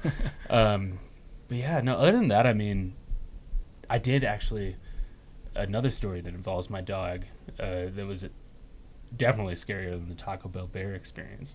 Walking on a trail in downtown Colorado Springs. And Colorado Springs has had an issue with a overpopulation of deer for a long time. Like, this was several years ago at this point, but at one point they were considering allowing bow hunters to like kill deer in Colorado Springs because there are too many of them, right? Which in the city proper. In the city proper. It's like fucking Jumanji. in the city proper, and yeah, just wait until you hear the numbers too. But essentially, extremely overpopulated city in terms of deer, which poses problems with like chronic wasting disease, right? Which is absolutely terrifying.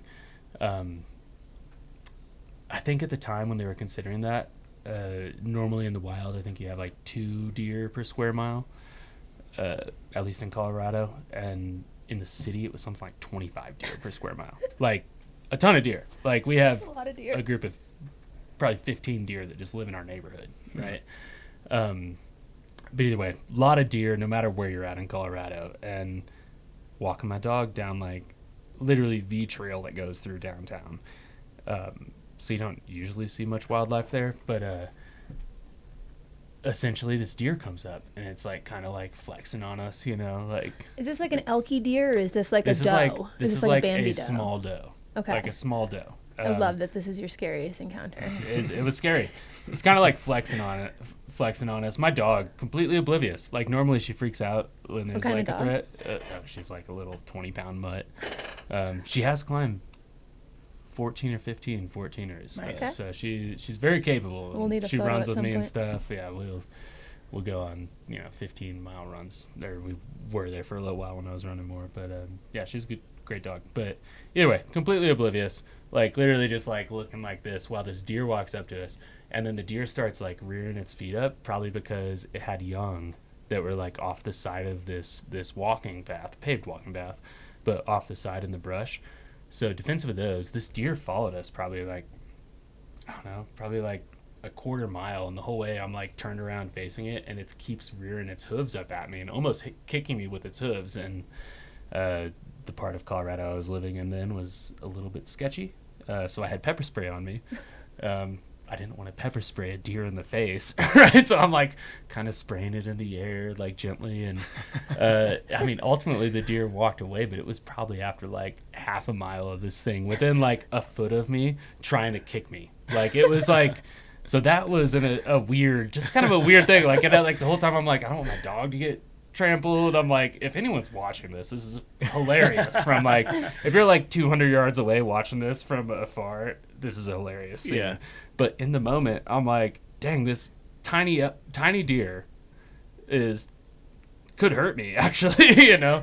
And we'll write stories about people that are like getting into their car or something, and all of a sudden a deer starts kind of chasing them around their car, and like cases where people get hospitalized from that, especially if there's a rack on a deer or an elk that's doing that. And yeah, it's kind of one of those like, just, I mean, the ultimate lesson there, you know, just like actually keep your distance from wildlife. You see people walk up to wildlife all the time whenever it's on a trail, and you got to just keep your distance from wildlife. And it makes sense. They're unpredictable. Just like in that scenario, I've walked by thousands of deer since I've been in Colorado. I'm a little afraid every that time, one though. deer, though, was like, you. You are causing You problems. are a threat. Yeah. Do you feel fear every time you see a doe?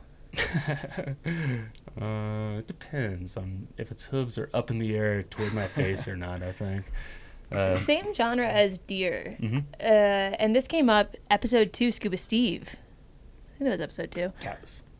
What? You going with cows? Yeah, cows. Have you had any wild cow stories in Colorado? Because apparently they aren't very nice either.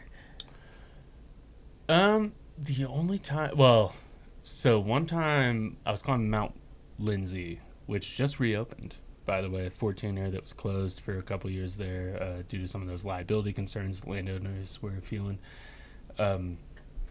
but has just reopened. And on my way out to Mount Lindsay, now I have a Jeep. I used to have a car that was awful for anything that's not paved, right?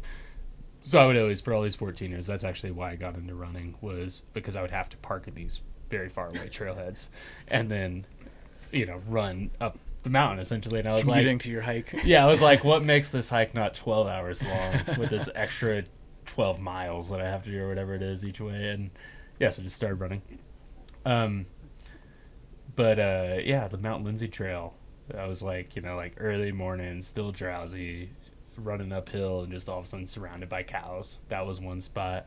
When you're going down to Shelf Road, that's another spot where there's some cows that are kind of free range that I've encountered there. One of my climbing buddies, one time they said they rolled up on a cow that had been hit, and it was like split open, like guts all over the road.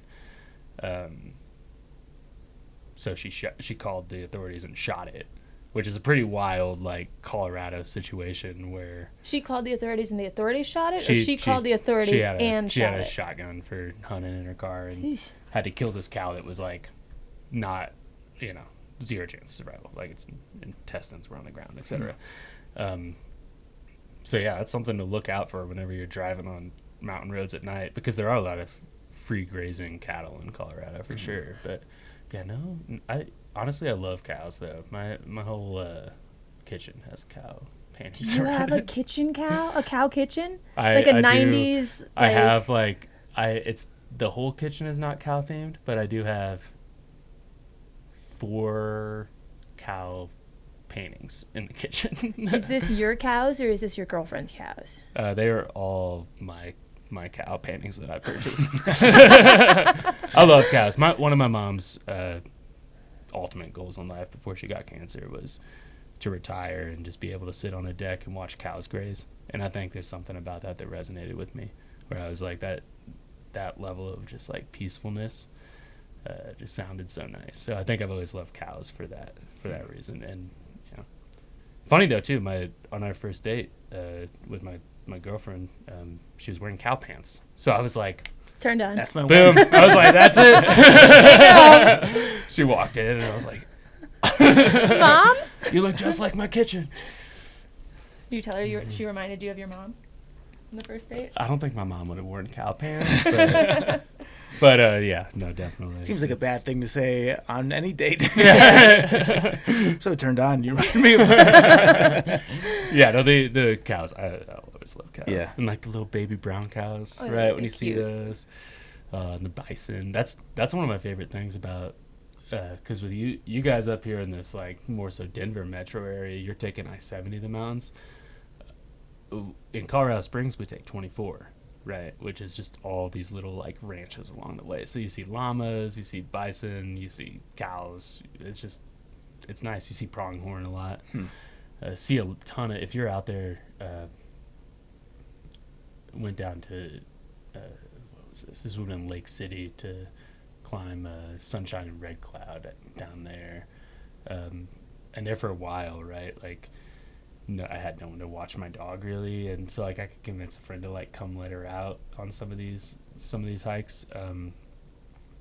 So I would always have to do all these hikes in like a single day, So it was like driving all the way to Lake City. That's a haul. I know that. From Colorado Springs, and then climbing the peaks, and then Yep. driving all the way back in the same day.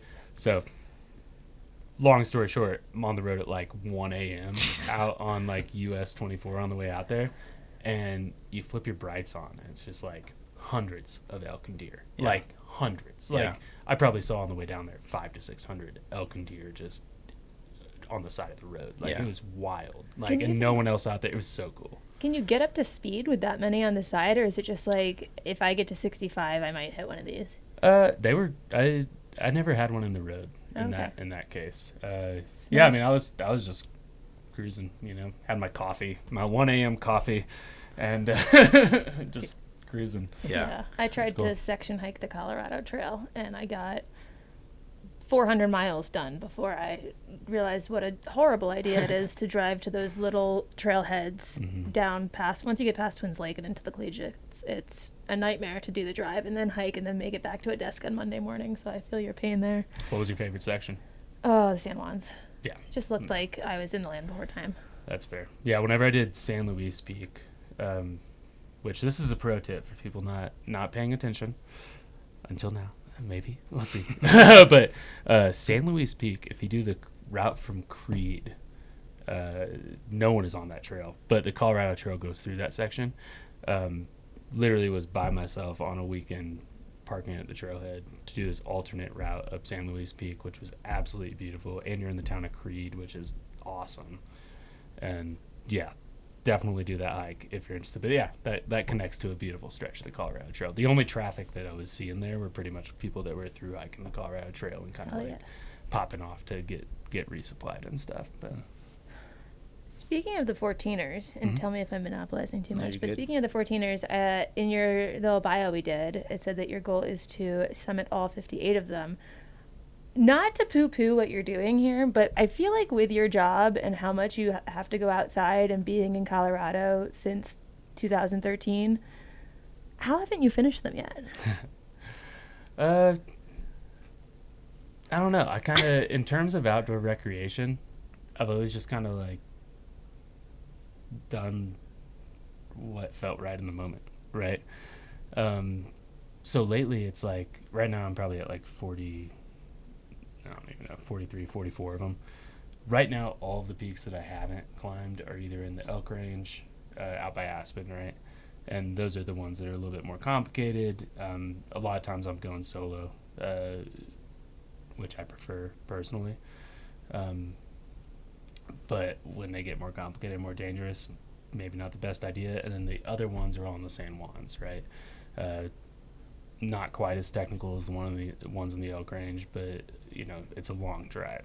So essentially in recent years, and I kind of mentioned like the issue of like not having someone to watch my dog on a regular basis, which is a little bit remedied nowadays. But yeah, it's one of those things where it's just like I tend to like if I'm looking at like a 6-hour drive, I'm gonna find something within 2 hours that I haven't done before and stick to that.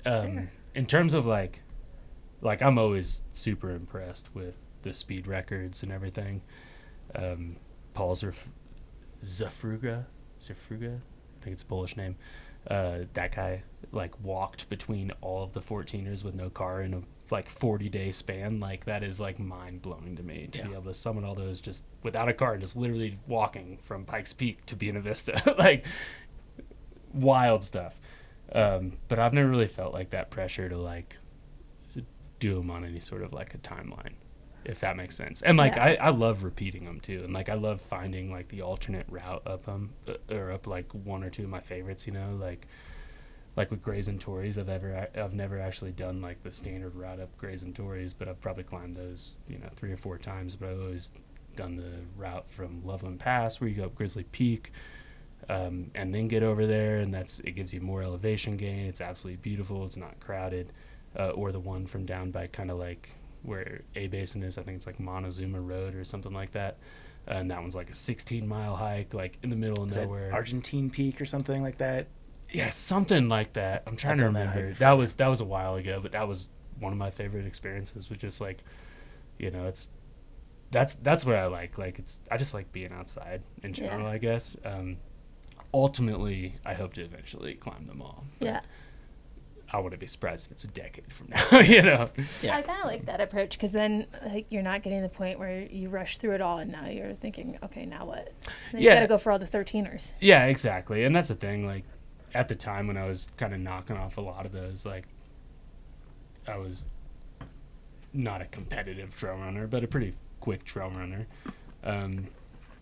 So I kind of found, like, the training value to be more in the local area versus like the long drive and then trying to manage all that. It was like, I'm just going to stay here and train for running things like the Ascent, you know, and like there's so much vertical gain to be had in Colorado Springs area that most of my weekends were just spent in the area doing that sort of training.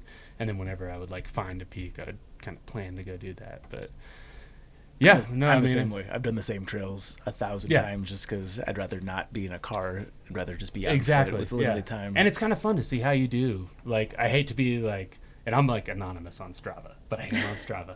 But I keep everything anonymous. But I do like to see, and there's actually a cow in my name too, by the way. Oh, hint. Right. Call back to the cows. Yeah, just running the same trail 100 times and seeing how you do over time personally. Yeah. Like, not even competing against other people, but just seeing how can you do better on that same trail. And yeah. That was always my, like, where I got my fix when it came to, like, trail running, I think. But makes sense. All right, we got some rapid fire questions for you. All right, here we go. Best restaurant? Mother Muffs, Colorado Springs. Best chicken sandwiches you can find.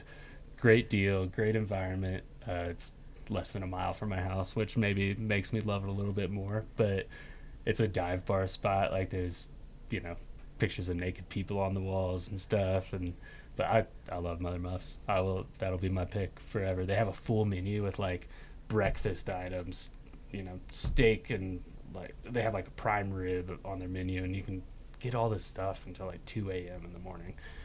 Burgers, everything you want. Yeah. All right. Mother Muffs. You got to come up with something unique here. Best meal. Ooh, best meal.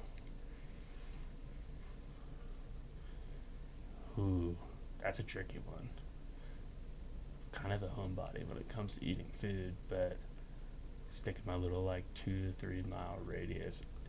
One thing that I had that was really good the other week, the smash burgers at South Park Brewing Company, which is funny. We were like talking about this. Colorado should be known for its burgers. At least Seth and I were talking about this. Colorado should be known for its burgers. You got like the sloppers, you got the smash burgers, you got like the burgers that are like infused with little chilies and stuff. But yeah, South Park Brewing in Colorado Springs really has a good smash burger, and I think that's a good one. Not to derail us from the rapid fire, but there's an excellent smash burger in Breckenridge. I believe it's Castaways. Have you been there? I haven't. I've heard of that one though. Yeah, I've heard. Check it out. Put it on the list. I need to. It's worth the trip. Best brewery. Ooh. So it depends on if I'm going local or in the mountains.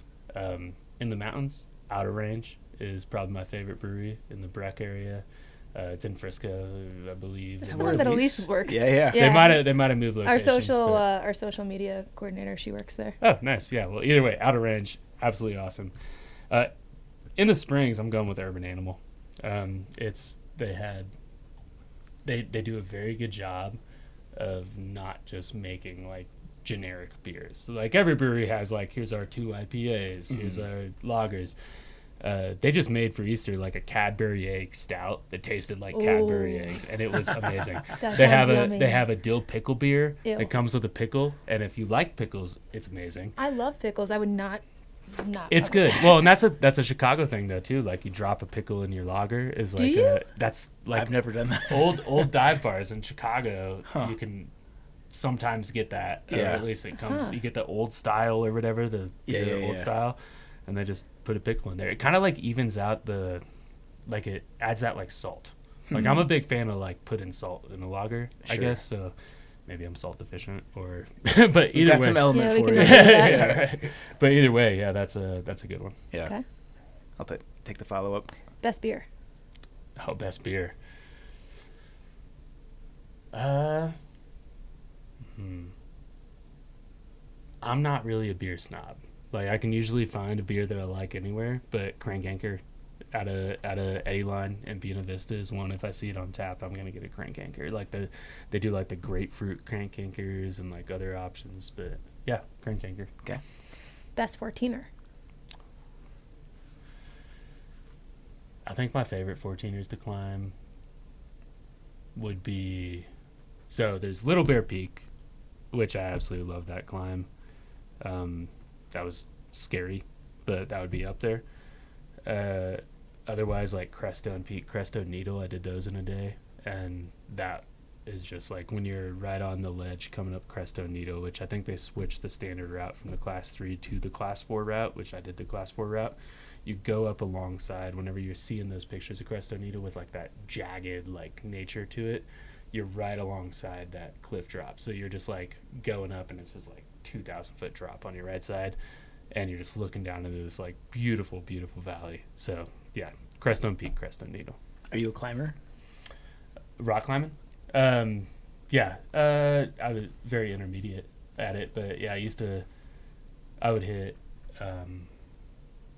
the like in City Rock down in the Springs. I'd be there probably like 3-4 days a week for a while, and then usually climb once or twice on the weekends. Lately I've been doing ice climbing though, more, which I like ice climbing more than I like rock climbing. I don't know what it is. I think it's just fun to swing the axes. And I'm not doing anything that's like intense by any means, but there's a little wall outside of Colorado Springs, kind of like 45 minutes west of Colorado Springs, that Front Range Climbing operates in the winter, and it's like $20 to go get up on this wall. They've got like 12 top ropes set, and a good variety of like difficulty. Like there's definitely like a little bit higher end like difficulty there, where you're like going like under stuff and having to like reach up and get your body up. Obviously not the most technical. It's like a 55-foot wall, but very fun for what it is. You pay like $25 and you can pop out there and just climb, and they for like 4 hours, and they light up the whole wall at night with like these neon lights behind behind the ice. So it's cool. It's a cool experience. Yeah. And honestly, yeah, I think it's more fun. Yeah. I didn't know you could top rope ice anywhere. I didn't know they set that up. Yeah, they so essentially that wall, it's Camp Alexander, I think is what it is, but it's a Boy Scout camp in the summer. So they take all the water from the pool at the Boy Scout camp, and then they essentially like do the process to get it ready to actually like be safe to put up on the wall itself. So then they pump it up. Yeah, so it's like a man-made ice wall. So, which is very nice because it's like maintained and you don't have to worry about the scary aspects of ice climbing. But they pump all that water up there, and yeah, it's probably like 55, 60 feet tall, and they set up the top ropes on trees or just with like ice, like you do like the little like V-shaped anchor, and it's solid. But yeah, no, it's a great time. If anyone's like even halfway curious about ice climbing, they should go check it out. And we do that with our nonprofit UpaDowna. We do ice climbing every winter, so it's all like intro to ice climbing stuff. Yeah, but it's a fun time. We'll definitely get to that. Got more rapid fire. You're good. No, definitely want to get there. What's your favorite Colorado stereotype? Oh, well, we talked about flannels already. I think the funniest one is that like every Coloradan's smoking weed all the time. Like that's maybe low-hanging fruit in terms of Colorado stereotypes, but it's like you don't encounter it that much if you're just walking down a street. I think so. That's maybe one thing. The flannels, obviously. You know what's funny? I literally encountered it walking down the street today. I know, and you do. Every time I do, I'm like, that is the stereotype. It was just funny because I don't think I've seen anyone smoking a joint like on the streets in Golden in a very long time, but except for today, literally. That's every time I'm like actually thinking about it, it happens. And I'm like, oh yeah, there you go. Yeah, I mean the craft beer one is a pretty funny one too. That's pretty accurate though, I would say. Like, back in Indiana, it's like we were picking between. We're like, all right, what's your favorite party beer? Is it a Natural Light? Is it a PBR? Yeah, is right. it's like all your like macros. Where I can't even remember the last time I bought like a case of Coors Light out here. You know, and I mean we're in Golden right now, so no offense, Coors over there, like literally like right over there. But yeah, I think the craft beer one's a pretty funny one. Yeah. Also just kind of like the aspect that like everyone is kind of interested in outdoor recreation. Obviously not true that everyone is, but you know, there's a good chance. Like it's very high. Like it's tough to justify the cost of living out here if you're not into outdoor recreation. Very true. And you talk to people too, like that stereotype where it's like back in Indiana, you know, it's like you talk to somebody about outdoor recreation, they're like, oh yeah, our family camps once a year. Yeah. Or like, oh yeah, we did do a hike this fall, and that's it. But out here, it's like everyone has 3 or 4 different sports they're trying to manage all the time. Yeah. Which I find myself in that kind of that pit hole or whatever, that pit or whatever you want to call, very regularly. Yeah. Where it's like I can't get better than intermediate at anything because I'm like too like all over the place. Yeah. Which is fine with me. And you've got a neighbor who's like an Olympic athlete or like an X Games athlete. Yeah, or that's a funny like one too. Yeah. Especially the Olympic athletes in Colorado Springs, because we have the Olympic training center down there. Yeah. So you'll just be hanging out, and all of a sudden someone's like, "Oh yeah, it was in the Olympics." Yeah. Oh. Yeah. Right. Yeah, we had a guest in our podcast who had Olympic medals for a bunch of different things, and she said she kept them in a plastic bag underneath her car seat because sometimes people thought it was fun to like touch them. Honestly, that's a good party trick. Yeah, I would appreciate her if I was like out at a bar and she's like comes in with her bag of Olympic medals and she's like, anyone want to touch this? I'll be like, yes. Yeah. Olympic golds in both summer and winter. By the way. Yeah, that's wild. Yeah, but they like. I mean, I'm engaged now, but back when I was dating, that was like a funny running joke, was to be on an online profile, like a Hinge or a Bumble here. Like, what would be so interesting at home? I'm from New York. What would be so interesting at home? You come out here and it's like, that's it? Yeah. That's all you got? Only one season medal? Yeah. Yeah. Your favorite flannel? Favorite flannel? Well, my girlfriend likes this one the most, so I think this is by default. Your favorite flannel for us? By default, it has to be my favorite flannel. There you go. But I do have this one that's like a nice peachy color that's personally my favorite. Just don't tell her that. I also like the standard like buffalo print. You know, like it's a classic, never fails. Okay. Best ski mountain? Ooh. So. It depends on the season. Depends on the mood, I think. I love Arapahoe Basin. Whenever I first moved here, it was on the Epic Pass. Spring skiing at Arapahoe Basin and just kind of the party vibes you get there down at their beach area and then going up on a mountain, people wearing costumes. That's a experience that's pretty unique to Colorado. And then hitting the lake or the little pond that pops up, Lake Reveal, I think is what it's called, mid-mountain. That is like one of those experiences that you just can't get elsewhere, which I love. That being said, if I were to talk about like my favorite ski run specifically, coming down from Whale's Tail at Breck, up at Imperial Bowl, you're like way up above tree line.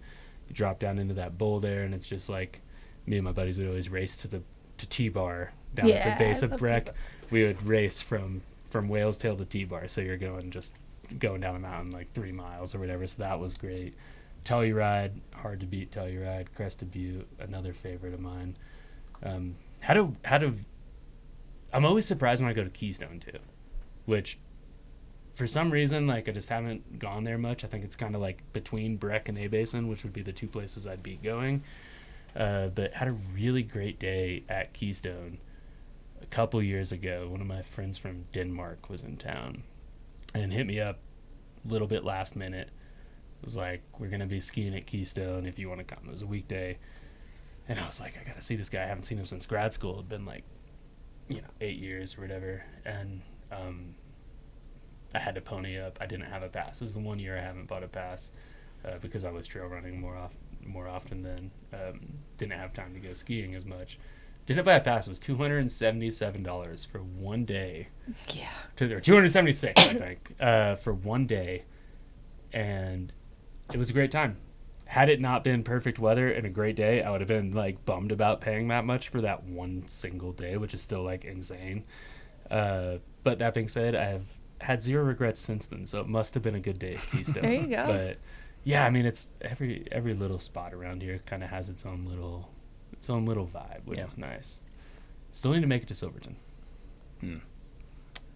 Best Colorado fan base. Like sports team. Oh, sports team? Ooh. I mean, lately I've been loving the Nuggets. Like it's hard to not have fun watching Joker play. Yeah. Grew up playing basketball. Haven't played it in decades, but yeah, watching just his ability to just make something out of nothing, it's great. And the abs. Like I love watching hockey as well. I will say though too, if you're in the Springs, get tickets to a Switchbacks game. They built a new stadium right downtown. What is Switchbacks? Soccer. So it's like, I don't know what the league is exactly, but it's like minor league soccer essentially. Yeah. It's right downtown, and it's a beautiful new stadium. You can buy tickets that are like, at least they used to be like $60-$70 for all you can eat, all you can drink in like their like club section. So it's almost like just an event in itself. There's fireworks after every game. I would say it's fun to get behind the Switchbacks. They just won their league too, the National League. They won last year, so exciting team to watch for sure. Slight tangent, but speaking of sports and fireworks, did you guys cover the? I saw the article somewhere a couple weeks ago where they did the Bring Your Dog Day to the Rockies, and then they set off fireworks when the game ended. Oh yikes! That's cool. Oh, that's like a trap. I saw that article and I was like, were there any articles about what the dogs did? No. They probably just weren't planning on the Rockies to win. They hadn't thought through that. It's true. Yeah. There is a lawsuit, I think, or something. Don't quote me on this. It's legal things. I don't know what I'm talking about. But someone apparently got hit by a ball. Denver Post reported on this pretty extensively. Someone got hit by a ball at the Rockies game, I think, and they are trying to get some money for damages based on that, some permanent injuries allegedly. But there was something in the article that was like insinuated they were blaming the poor performance of the Rockies on that injury because I think it was a foul ball. Yeah. We were just assuming it'd be a strikeout. Yeah, we didn't think they could make contact. Yeah, the Rockies are awful right now. Yeah. Denver Gazette just published an article a few weeks ago that was like, are they the worst team in the league? Most people commenting were like, yes. Yeah. Yes, they are. This is a bad rapid fire because it keeps bringing up other thoughts for me, but do you have, like, with you guys covering news stories and just covering stories in general, do you have repeat people that will write in that you're like, oh, it's this person again with just outlandish shit? Oh, in terms of comments? Yeah. Or not even just comments, but like, hey, I've got this story, this thing happened. You're like, there's no way that's real. My neighbor, Carol's a bitch. It's like we definitely get some like that. Yeah, we get some personally targeted emails, usually from like fairly anonymous thing. The thing that always gets me is when like someone's using their like work account to send like an email to me that's like very threatening. And like we get very scary comments sometimes. Really? Not like straight up like death threat type stuff, but like kind of like angry people that you're like kind of like a reminder that anything you're putting out reaches everyone, right? Yeah, right. What are you saying that's triggering them so much? I mean, during COVID, right, that was kind of when we made the transition into news in a big way, just because there was so much news. One was like Rocky Mountain National Park had to shut down or something like that, which is by policy. So we're just reporting on that and saying Rocky Mountain National Park is closed or whatever it is. And any of those articles we would get from any side that you can think of the political spectrum, we would get just bombarded with angry emails. And yeah, like that's a pretty wild thing. The funny thing that I love though is that we do have some of our readers that will just email us and be like, enjoyed this article in one email, or they'll be like, hey, I spotted a typo in this article, or they'll be like, this was a good article, but you could add this instead. And it's just like a regular email from these people where it's like they're almost sending a letter in the mail. You start to recognize their names. That's always funny. Yeah, you recognize their names and you're like, you know, they're friendly people even when they're pointing out like typos. And like millions of typos, I'm sure. They're auditioning for an editor's role. Yeah, right. They'll be like, if you need any help editing, sometimes I'm like,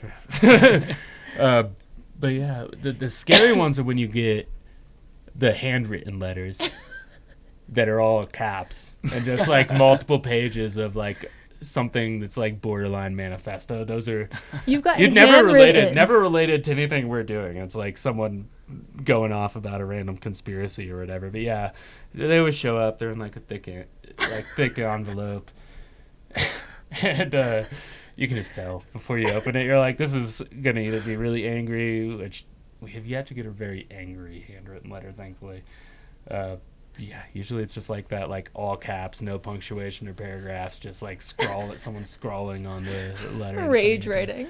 Yeah, that always like throws me in the morning because whenever we get mail, which is pretty rare, but they'll bring it over in the morning. So it's like first thing, it's like a thick envelope sitting on my desk. I'm like, that's at least 5 pages of mail right there. Do you have like a cork board that you pin these all to? We don't. They usually get tucked away in the cabinet, just in case there's like a weird situation. Need the evidence for some letters. Yeah, for real. But worst part of living in Colorado. So I said earlier that I would pick Colorado Springs out of anywhere else to live. That being said, I would love to have a beach house somewhere someday. Like we were talking about, like how there's not a lot of water in Colorado, even though there's some good water stuff in Colorado, but you're not on the beach. You don't have that like ocean vibe. I would say the lack of an ocean is one thing. The traffic also in recent years, completely different.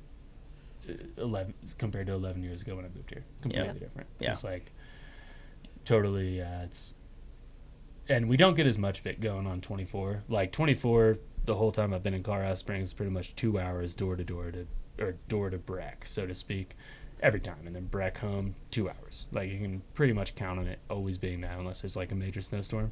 But I-70, the second you hop on I-70, it's like there's a chance, especially in the winter, there's a chance you're going to be stuck on this road for 8 hours. Like, I haven't gone skiing on the weekend in over 2 years for that reason. And that was a big thing. Like one of the reasons I kind of moved away from skiing as much as I used to, because we were probably going up like 25, 30 times a season going back and forth on 24. But just the crowding. Like it's a lot of my friends that I used to go up and ski with just don't buy passes anymore at all. And it's one of those things where your group kind of depletes. Yeah. And then you just, you got to figure out what you want to do. A lot of my friends have gone into backcountry skiing for that reason. Yeah. And I would love that, I think, but never tried it really. Yeah, I've got a unspoken rule or spoken rule that I'm in if we have an Airbnb for the weekend, but I'm not going up for a day. It's too much car time for me. It is. It used to be not that, but it weighs on you over time. It's like one of those things that builds a little bit. It's the principle of it. Yeah. If I just moved here and that was what the standard was, that's fine. But it's the principle of I know when it wasn't like that and how fast it used to be that makes it feel longer. No, and I-70. And I'm a snob. And when you're dealing with I-70, that's the big issue. Well, my car's broken down in the Eisenhower before, so I've personally caused hours of traffic. Inside of the tunnel? Yeah. Oh, no. Jeep. I got vapor lock, so no acceleration, no brakes, no steering. Stuck. Just coasted into What's the solution there? A Swift tow truck. They're really fast. They watch the cameras. They got to be all the time because the second I started slowing down, like some of the cars started passing me, and then all of a sudden just no cars passed. Like they shut it down instantly. Oh, I bet that's like they've got to just have tow trucks sitting there. Yeah, it had to have come out of the tunnel. There had to have been someone watching cameras. And he kind of looked at it and was like, hey, you don't have steering brakes or acceleration, so you're kind of fucked. Put it in neutral and, like, hand brake so that you don't hit the tow truck as we're going out of the tunnel. Dang. Like, I'm selling this fucking Jeep the second we get back to town. Yeah, in all fairness, that is a pretty catastrophic situation in terms of, like, transportation. Better in the tunnel than right after the tunnel. Probably true, too. Because if you don't have brakes or steering and it's the downhill, that's a bad day. That's a bad case scenario. Thank you, tunnel. Wait, how long did it take for you to realize that you didn't have brakes and steering? Or acceleration. The second my gas stopped working, I was like, I can't speed up. And then I checked the thing, and I was like, oh. And then I went to turn to go to, like, the side, and it wouldn't turn. And I was like, oh. And then I went to put the brake. Oh. Oh, no. And then it all stopped. But, yeah. Yeah, that is probably I've been one of those people. Best spot there. Yeah, sorry to everyone that was in that traffic. It happens. I don't think anyone's still holding a grudge. They might be. We had one time we were coming back, and it was like literally 8 hours. It's a 2-hour drive from Summit County to Colorado Springs. It was an 8-hour drive. Like, it's like, it gets to the point where you're like, are we going to run out of gas? Like, what happens when people start running out of gas and there's an inch of snow falling every 30 minutes? Or whatever, you know, it's like a bad case scenario for sure. For sure. Best hike. Best hike. Well, I gave you some of my 14er options there already a little bit. So I'm gonna go local and just maybe not my favorite hike ever type of thing. Like not it's a nice hike in Colorado Springs, we'll say. But Mount Muskoka is like a very fun little I think it's like 4.5 miles round trip. Nice vertical gain. It's right in North Cheyenne Canyon. So one of the main tourist spots in Colorado Springs, but Mount Muskoka is maybe a little bit more effort to do, so it's not quite as crowded. But you get out on this like rocky outcropping and you're just kind of looking at mountains with like cliff drops around you. That's very pretty in terms of like a local hike. Yeah. Blodgett Peak is cool too, in Colorado Springs. I don't know if I'd put it up there as like one of my favorite all-time hikes, but it is very cool. It's very steep, pretty rugged still. Like, I don't think I've ever taken the same route up it. There's a trail, but it's very hard to follow the trail a lot of the time, or follow the same trail because they're kind of like a lot that converge. But there's also like this aircraft crash site that is up there. And I'll leave it at that and make people do their own research. But that's pretty cool too. So, most overrated spot in Colorado. Most overrated spot. That's a hard one. I honestly have yet to like go somewhere and really be like let down, I guess. I don't know. Lake? Not Hanging Lake? Yeah, see, I've had a great time. I've been to Hanging Lake twice and loved it both times. Yeah, I had a good time when I went too. Yeah. Honestly, there was a lot of traffic going in, but it was when I had my Jeep, so I was just like sunbathing while I waited for my turn to park. Yeah, I'm sure. I mean, and now they do the reservation system. Yeah, that was before then. Both times I went there, it was before the reservation system, and yeah, no line. We were like the parking lot was like a quarter full, and we just pull off the interstate and do your little mile hike, and good time. But so no spot in Colorado is overrated. I don't know. I mean, one of the stories that we've covered a couple times, you always see the list come out, right, where it's like the most overrated spot, and Four Corners is always the one that gets dubbed, or Buffalo Bill's gravesite, which I have no information about that. I have no clue what it's like. Cannot comment on whether or not Buffalo Bill's gravesite's overrated. But Four Corners, right, where the four states meet down in the southwest corner of the state, is often called the most overrated spot.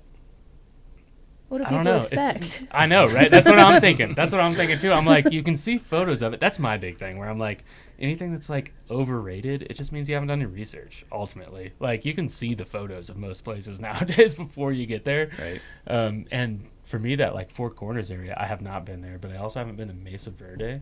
So I would use it as an excuse to go to Mesa Verde and just make a whole trip out of it. And then the Four Corners thing would be kind of like a little sideshow in a sense, where you're like, oh, this is cool. All right. Yeah. It's like a plaza. It's literally a plot of land with like, a little monument, which isn't, I don't even think it's actually at the Four Corners. Or I've heard it's not. Yeah. But there's little trading like shops around. The Native American groups have different, like, I remember when I was there, they were selling turquoise beads, and like I got a little bow and arrow that cool. I thought was cool. And I remember being surprised that you had to pay. I think you had to pay to go to the Four Corners. Like, you couldn't just walk up to the Four Corners. You had to pay to enter the area. This is 2003, so my recall could be wrong. I'm sure that's the case. I still got my bow and arrow. So. They got to keep that little plaque nice. Yeah. I've got one for submission for this. Okay. The town of Vail. Really? Vail, Kentucky. Have you ever gone out? No. That's why. Okay. Go out in Vail. It's fun. Yeah? Yeah. It just seems so, it's got like Aspen pretense without any sort of Aspen charm to it. Like, it just feels like a copy and pasted tourist town. See, I'd put Aspen on the list because for the drive. Yeah, I mean, Aspen's not my favorite spot either, but at least Aspen has some like unique aspects to it. I feel like Vail is literally just like a 3D printed touristy mountain town. Yeah, exactly. Yeah. But I have not been out late night in Vail, so maybe I need to reevaluate. Yeah, I'll be there Sunday, so I can. Yeah, right back. Yeah, we'll see how it goes. Yeah, good. Yeah, not to hype it I'll up shoot too you a much. text to be like, yeah, she's right. It is actually very cool. Yeah. Best Colorado animal. Oh, the best Colorado animal. What's the little like ring-tailed cat? That's a pretty fun one. We've seen, they're very rare to spot, but you can look up photos of them. I think it's called a ring-tailed cat. Ring-tailed something. That But sounds cute. That's kind of a little cute animal that people don't know about. We also have that like horned Miners cats. Yeah, that's another name for him. Yeah. That's so cute. Very cute, right? That looks like the lemurs in Madagascar. Yeah. So that's one people don't know much about. Or the Where in Colorado are these? I mean, I think Southwest regions. Yeah, I think. But I mean, we just had a report come in down in Canyon City and one there, and yeah, I mean they're around. They're at lower elevations. I think, like that like kind of like sub the level before you get to tree line. These are lemurs. Yeah, they're very. They very are cute. lemurs. Very adorable. Particularly in canyons and mesa country near water sources. Wait, do they go by coatis? Is that another term for them, maybe? Ringtails or miners cats is what I see. Yeah, either way, very, very cute little critters people don't know about. I like that. We also have the horned... They're members of the the raccoon horned toad family. or something like that. The horned toad is here, which is an interesting Colorado animal.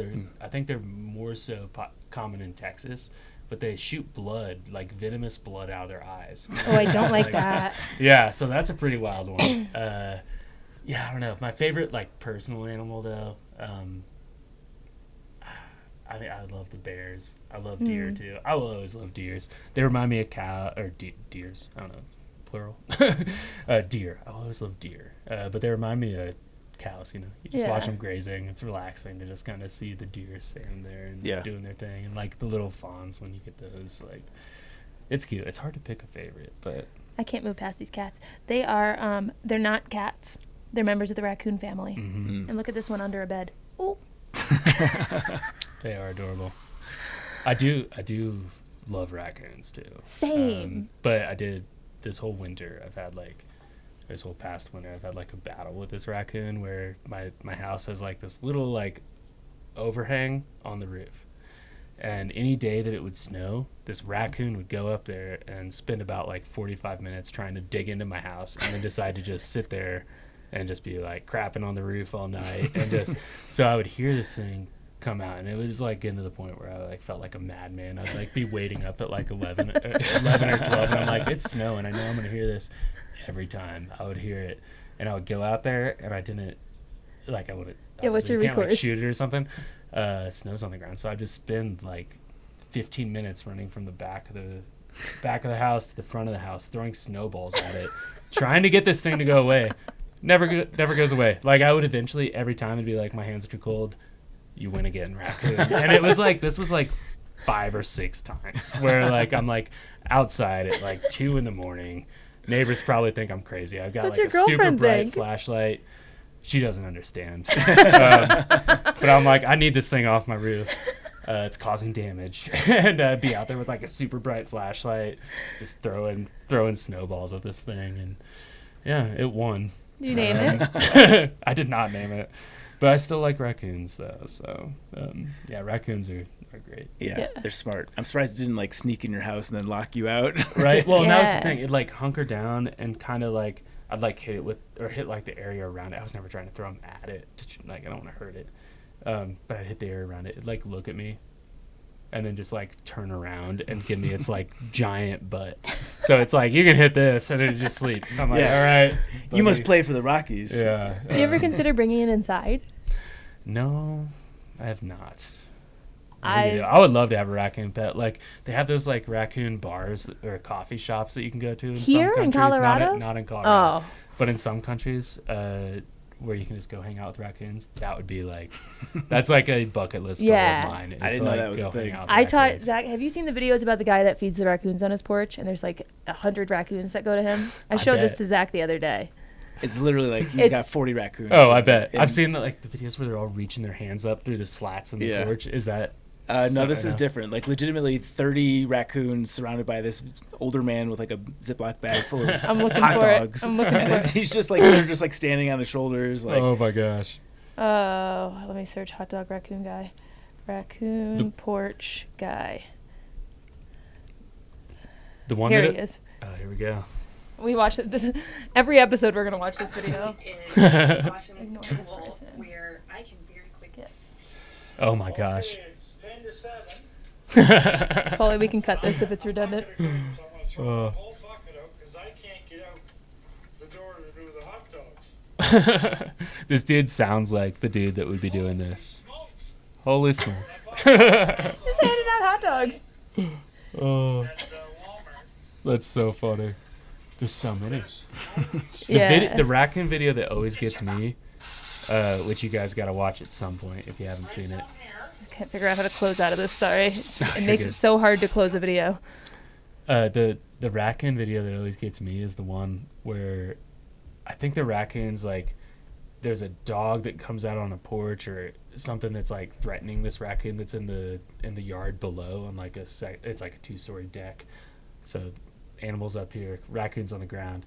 It grabs one of those sprinklers that's like and it holds it in a way and uses it as a gun.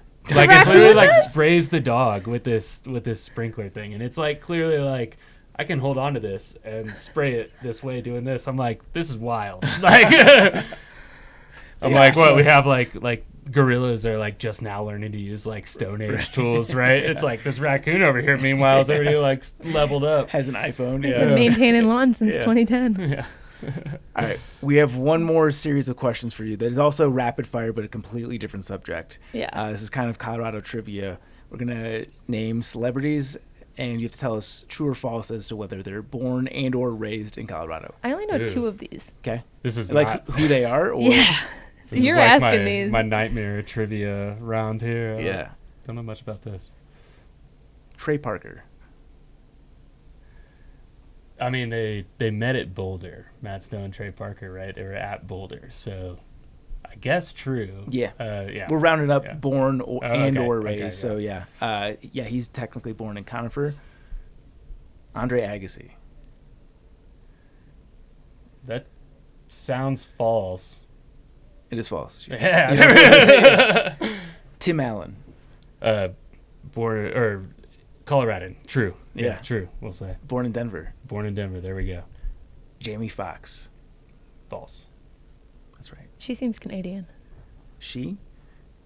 Wait, oh, wait, I'm thinking of someone different. I'm thinking of different Jamie yeah. Foxx. I'm thinking of Jamie Lee Curtis. She sounds Canadian. I don't know if that's true either. Jamie Lee Curtis starring True- role in True True Lies. Lies. There we go. I don't know if we were recording this. No, I we don't weren't. think we were. And but she's from California, so I'm wrong. second too. time I've thought of Jamie Lee Curtis today. Who would have guessed? Lindsey Vaughn. I want to say, ooh. I know Michaela Schifrin is a Coloradan. I'm gonna go true. That is true. There you go. Vale. Vale. Okay. Shout out. Last one. Amy Adams. I don't even know who that is. Amy Adams has been in Redhead. She's been in so much stuff. I don't even know where to start. Let's see. Arrival, American Hustle. Oh, yeah, I know her. Ew, I don't know. We'll go Ew. true. No.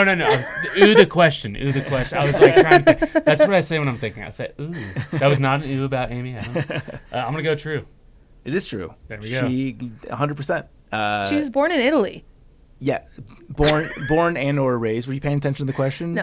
Okay. Yeah, she grew up in Castle Rock. Oh, okay. All right, there we go. Yeah. 6 of 6. Nailed it. Okay, before we wrap, please tell us about UpaDowna. Oh yeah, so UpaDowna. So when I'm not working with OutThere Colorado, which is my full-time job, I'm the chairman of the board for UpaDowna. So UpaDowna, it's a non-profit organization in Colorado Springs, all about removing barriers to accessing the outdoor space, whether that means like providing equipment or providing some of the expertise. So a lot of our stuff's geared toward kind of that like intro level audience. But yeah, I mean, we do paddleboarding, we do ice climbing, we do rock climbing, we do bike rides, kind of literally any sport that is popular in Colorado. We probably have some event for that. Yeah, coming up this summer, though, we got our pedal parties, which are every Thursday, leaving out of a different brewery or bar. We usually get a few dozen people to participate in that. But, yeah, no, I've been involved with that group for, I want to say, oh, man, COVID's like one of those, like, black holes where it's like, how many years was that? I want to say, yeah, like maybe 7 years now on their board. And I recently stepped up as the chairman of the board. But yeah, I mean, it's a great organization, good people. Cool thing about the name, so the name's UpaDowna. Our mascot's a Yeti. Right now, our Yeti carries a staff where it's like one of those wooden like hiking poles. Used to carry a beer because the name UpaDowna comes from up a mountain, down a beer. So its roots are like back in. It was filed as a 501c3 in 2013. Roots kind of date back a few years before that, and those few years before that, the main thing was going up the Manitou Incline. So you go up the incline, and then you come down and meet for a beer in Manitou Springs.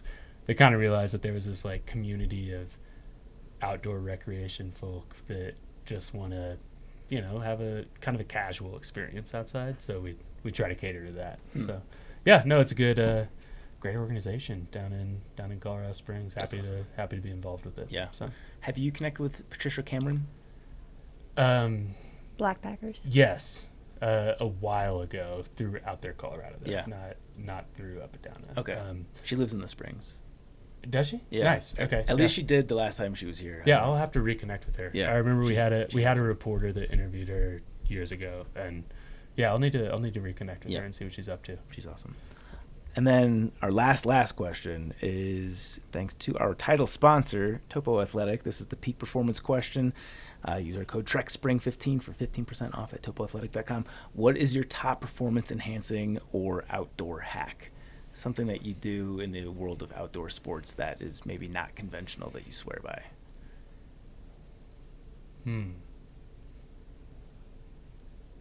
That is a very good question. Got to think about this one for a hot second. Okay, I got one. So some of these like big 14er days, right? Like I was talking about the Crestone Peak, Crestone Needle, and this applies to this, but this is something I do on every single 14er climb or any sort of like long trail run where I'm bringing enough of a pack to like carry extra food and stuff in. I'm always rolling with like this grab bag where I just open up, I go to like the candy aisle and get as many different types of gummies as I can, and then I just rip them open and fill a bag with them, and that's like my sustenance for a hike. So it's got like sour Skittles in it, it's got Sour Patch Kids, it's got those little like Jolly Rancher gummy things in it, the little like Sour Punch straws, often I guess a lot of sour stuff, but yeah, that is like, that gets me by. And like on that hike, Crestone Peak, Crestone Needle. So the way that I did that, it was a very windy day, so I didn't want to do the class 5 route solo because I was by myself. But went up Crestone Peak, came down, went up Crestone Needle, and by the time we're getting down Crestone Needle, I say we because there were these two dudes climbing it from the Air Force Academy in Colorado Springs. Didn't know them, but kind of bumped into them. One of the dudes was struggling with altitude sickness, and the sun is setting, so I was helping them kind of slowly move this guy down this mountain. We were probably at like 13,000 feet with sunset setting in, and Broken Hand Pass at that point was still pretty slick. And we have this dude with us who's one of those two guys who's like having a rough time with altitude sickness. I've seen a lot of people have altitude sickness. This guy could like hardly walk. And at that point it was like, okay, I kind of encountered them whenever it had like already started to set in. So we're essentially, kind of like guiding this guy down pretty technical terrain, and icy terrain. And the one thing that I had to kind of like give him any sort of like sugar sustenance was just the candy grab bag. And he was like, by the time we got kind of to that lower elevation where you start to feel your head come to a little bit more, he was like, I don't know what I would have done without this candy grab bag. It's just a surprise. He was on his deathbed and went trick-or-treating, basically. Yeah, you got all sorts of different flavors, all sorts of different mouthfeels. Mouthfeels, I like that. Maybe the weirdest way to describe it, but it's true. Like when you like bite into it and you're like, oh, that's a Sour Patch Kid. That's a Skittle. Yeah. It's one of those things where it's like a little bit of engagement that you need to like keep your head going. And yeah, so I will swear by that forever. That's fun. Everyone should just like me on that one. That's my just favorite trail snack. Yeah, gummy trail mix. Gummy trail mix. Go through and just grab everything. We've got some you goods want. for you down there if you want to rate it. We'll see, There's some trolleys in there. Yeah. Well, Spencer, you're a very interesting guy. You definitely lived up to the hype of just being a historian and all-knower of all things Colorado. So where should people go to keep up with you, Out There Colorado, all that good stuff? So if you want to follow Out There Colorado, our newsletter comes out. If you search Out There Colorado newsletter, you'll find that. Sign up. It comes out once a day. If you want to follow me personally, my Instagram is SpinsOutside. I guess also the Out There Colorado Instagram is just Out There Colorado, easy to find. If you're curious about anything that UpaDowna is doing, the UpaDowna website or Instagram page is great. It's UpaDowna, UPA down A, right? But yeah, I mean that's pretty much it. So yeah, thank you so much for having me. This is a blast. Thanks for coming. This is a blast. Really good to see you again, and yeah, great meeting you. Nice to meet you. To the Trek propaganda portion of today's show. This is not happy news, but it is news. Appalachian Trail damage, Standing Bear hostel evacuated amid flash flooding by Katie Jackson. A sudden microburst storm caused severe flooding and a rock slide along a section of the AT in North Carolina, prompting the temporary closure of the trail between Davenport Gap and Brown Gap, which has since reopened. However, the nearby Standing Bear Farm hostel suffered catastrophic damage. Its buildings were submerged, bunkhouses destroyed, and propane tanks swept away, leading to its indefinite closure and the launch of a GoFundMe to aid in its recovery. The link to the article and the GoFundMe will both be in the show notes. But yeah, that's not fun news. Too much flooding on the AT over the last couple of years. Did you say Standing Bear? I don't think so. I didn't either. I don't remember. No, I hiked past it. I remember where it was. Yeah. The next one I want to feature is by a new contributor, Chloe Jacobs, aka Chickpea. Why thru-hiking is your next career power move? Advice from an ex-Amazon recruiter. This is a very long piece, very well done. The short and sweet is that this piece breaks down how to frame your thru-hike as a professional asset, not a detour, and gives concrete tips for showcasing it in your resume and interviews. Have you guys included your backpacking trips in resumes? Yes? No. Let's introduce the fact that Elise is here. You don't have to be quiet anymore. Sorry. I know you were agreeing without making noise. I want you to agree with noise. Yeah, I put my thru hikes on my resumes, but it helps that I do stuff for you guys because it's kind of like a combo.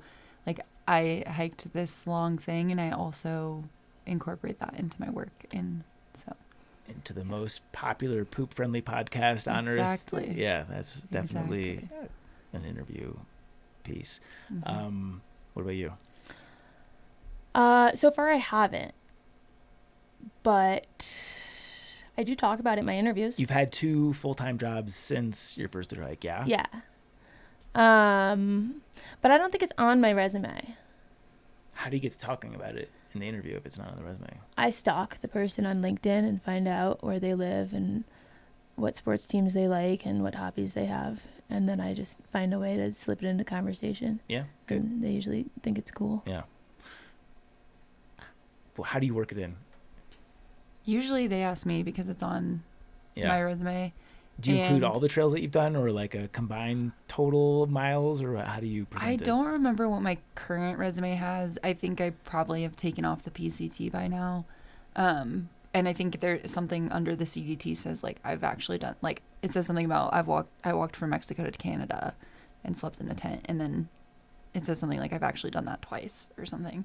And I think I apply for a lot of outdoor related jobs these days, so I feel like it's relevant, which helps. But I think I also at first was self-conscious about like the gap in my resume, like when I first went back to corporate work after the PCT. So that's why I had it in there at the time. But I do think it opens the door for the conversation of, are you planning to do that again? I feel So you have like to have the only people an that answer. are hip to that are people in the outdoor industry. Yeah. Because like if you were to apply at a normal job, no one would assume that that's like a recurring thing that's happening in your life. Yeah. I will say I know a CEO at a backpacking company. I'm not going to name names, but he says he intentionally does not hire thru-hikers. Really? Honestly, Which is valid. kind of savvy. It's kind of valid. Yeah, it is very valid. But if he's at like a outdoor company, then they know thru hikers. But if you're applying to which a is why he sales does job or not- something, Yeah. they don't know. He's, and this is in reference to specifically like positions where they want stability. Yeah. And thru-hikers tend to not be that. I always tell them my go-to line is nothing makes me miss a desk, like a lot of time sleeping in the woods. Is that true? Yes, but nothing makes me miss sleeping in the woods, like a lot of time at a desk. Yeah. I don't tell them that half. Yeah, that's good.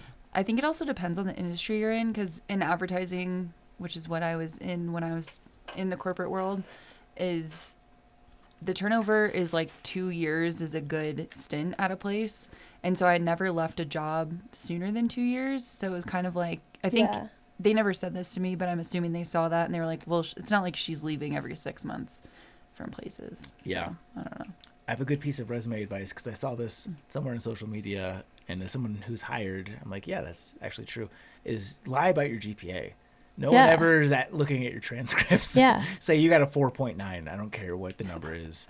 Because I've never once even thought to look Do for people someone's- still put their GPAs on their resumes? I think they do. Some people. It depends on the field. Yeah, because in advertising, Yeah. that's definitely like a weird thing to Yeah. do. Don't but- put the year you graduated college, because then they can, for the Look it most up. part, unless you aren't like the person that immediately went after high school, guess how old you are. If it says the year. And is that not like they can Yeah. be ageist? Yeah. Are Interesting. you saying this as a young person or as an old person? I think now I'm kind of old. I think now, I like, was going to say you're especially kind of in old. graphic design, Yeah. so much has happened since, where it's like, oh, she graduated in 2010. Yeah. Yikes. Yeah. Which is why I'm in sales, but Yeah. No, not graphic design. that's fair. I think the AI bots are more likely to take over graphic design before sales, so you got job security there. Also, if I was hiring someone and I saw someone just graduated in 2024 and someone graduated in 2010, I'd be like, the 2024 person will know how to do all the social stuff and all these other things so much better than this dinosaur. Flip side is someone that graduated in 2010 will have a more robust portfolio, so you get a feel for all their work, more diversity of job experiences. Just, Unless they've been hiking. yeah, if they're hiking a lot, that's a Yeah. problem. Yeah. No, it's a problem that we run into here at the Trek. Yeah. And we only hire through hikers, which creates quite the conundrum. But yeah, people be ditching out on me for long periods of time, all the time. But it's never for another job, at least. No, it's always for the same reason. It's always for the same goddamn reason. What's the best way people start the conversation? I can tell. It's the way they wind up. It's the so, like, you can tell before they even get past the so, like, oh shit. Which month are you asking for off right now? Yeah. Yeah. Oh. And if Kelly's listening to this right now, I hope you're having a great time on the Great Divide Trail. Question of the day. Actually, backtracking a little bit. If you're really fucking good at your job, you can do whatever you want and take off for a Yeah. long period of time. Because, like, even if I wasn't stoked about someone disappearing for a month, I couldn't get rid of Kelly. She's too good at her job. She can do whatever she wants. Yeah, and I will Look say at Elise. every... She's back. That's right. Been I trying tried. to shake her for months. But She just won't leave. I almost left and I came back without leaving. It's been a saga, but I'm glad to be here. yeah. And I will say too, like every job I've had has given me a leave of absence, and I don't tell your employer this, but I've never gone back to those jobs. But if you are conscious of the fact that you want to go back to a job, just make sure that they don't want to let you go. Yeah. Yeah. Just make yourself irreplaceable and you do whatever you want. That's how life works. Okay. Question of the day. What's a common phrase, saying, or word you recently learned you were using / saying incorrectly? Tarot cards. Literally just off camera. I wish I would have saved that for the podcast, but yeah. I'm not trying to throw stones because That's like no saying- one says words more wrong than I do. But It's like I'm afraid to even say it, gyro. G-Y-R-O. I feel like when you say it, you're saying like Barcelona, you know, like you're trying to say it in a way. And I feel the same way about people who say Tarot, the way that that's probably spelled. So I would just rather say that I don't know how to say them. I will say there's some validity to that because I had a college friend who studied in Paris and then like would always correct me when I said crepe. She's like, it's actually crepe. Like, I think you can take the pronunciations a little too far. Yeah. But yeah, tarot is funny. Whatever. I mean, it makes for another option to rhyme carrot when you're freestyling. And I always do that. Sometimes you do. So often. Yeah. Yeah, great contemporary example. Elise, you got anything? Well, your crepe story just reminded me of one time Josh was reading like a Far Out review out loud to me, and somebody was talking about crepes and he called it a crepe. So now I just call them crepes. That's funny. I feel like there's probably a bunch, and my recall is terrible with it, but I feel like something that I always notice that sometimes I still question whether I'm doing it right or not is the Sierra versus the Sierras. Yeah. Because everybody always says it's the Sierra because it's already plural. So if you say the Sierras, it's like saying the mountains is... Yeah.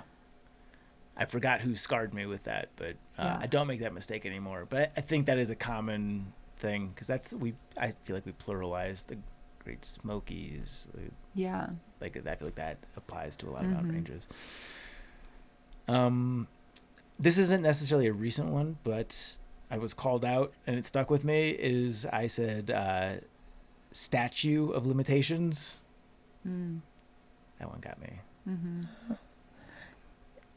Are you going to ask what it's supposed to be? No, in Love Island the other day, she said a scapegoat.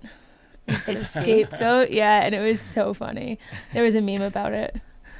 That's pretty good. I feel like I probably have dozens of these, but that was the first one that popped in my head for whatever reason. I feel like there's a lot that if you're a person who read a lot when you were younger, you only learned a lot of words first reading them, so you say them out loud wrong. Yeah. So if you're ever feeling self-conscious about it, just remember that it's probably because you read so much at a young age. Wow, you're so educated.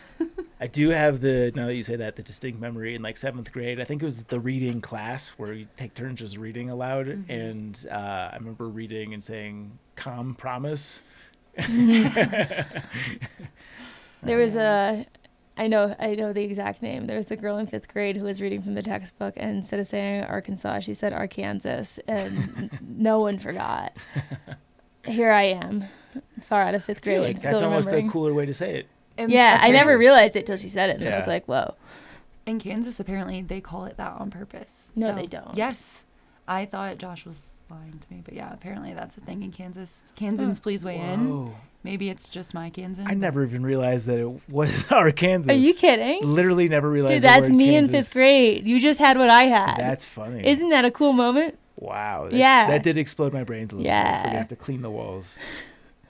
Holy shit. All right, to the next very important segment, wedding dress thing of the week. Ugh. I feel like we probably have 2 takes on this one. Maybe. Not me. None of this is bashing. I just like clearly don't handle things very well, and I'm not good at event planning, and sometimes things go wrong and I make mountains out of what I feel like still are mountains. But this was a made to measure dress where they measure you and then they make it to your measurements. And they measured me in December, and they said I only needed 1 fitting and then I could come back, and because it's made to measure, there should barely be anything left to do but hem, and then it will be good. And I'm like, great. So we scheduled it, and I went home for it, as you guys know, because you are on the same calendar.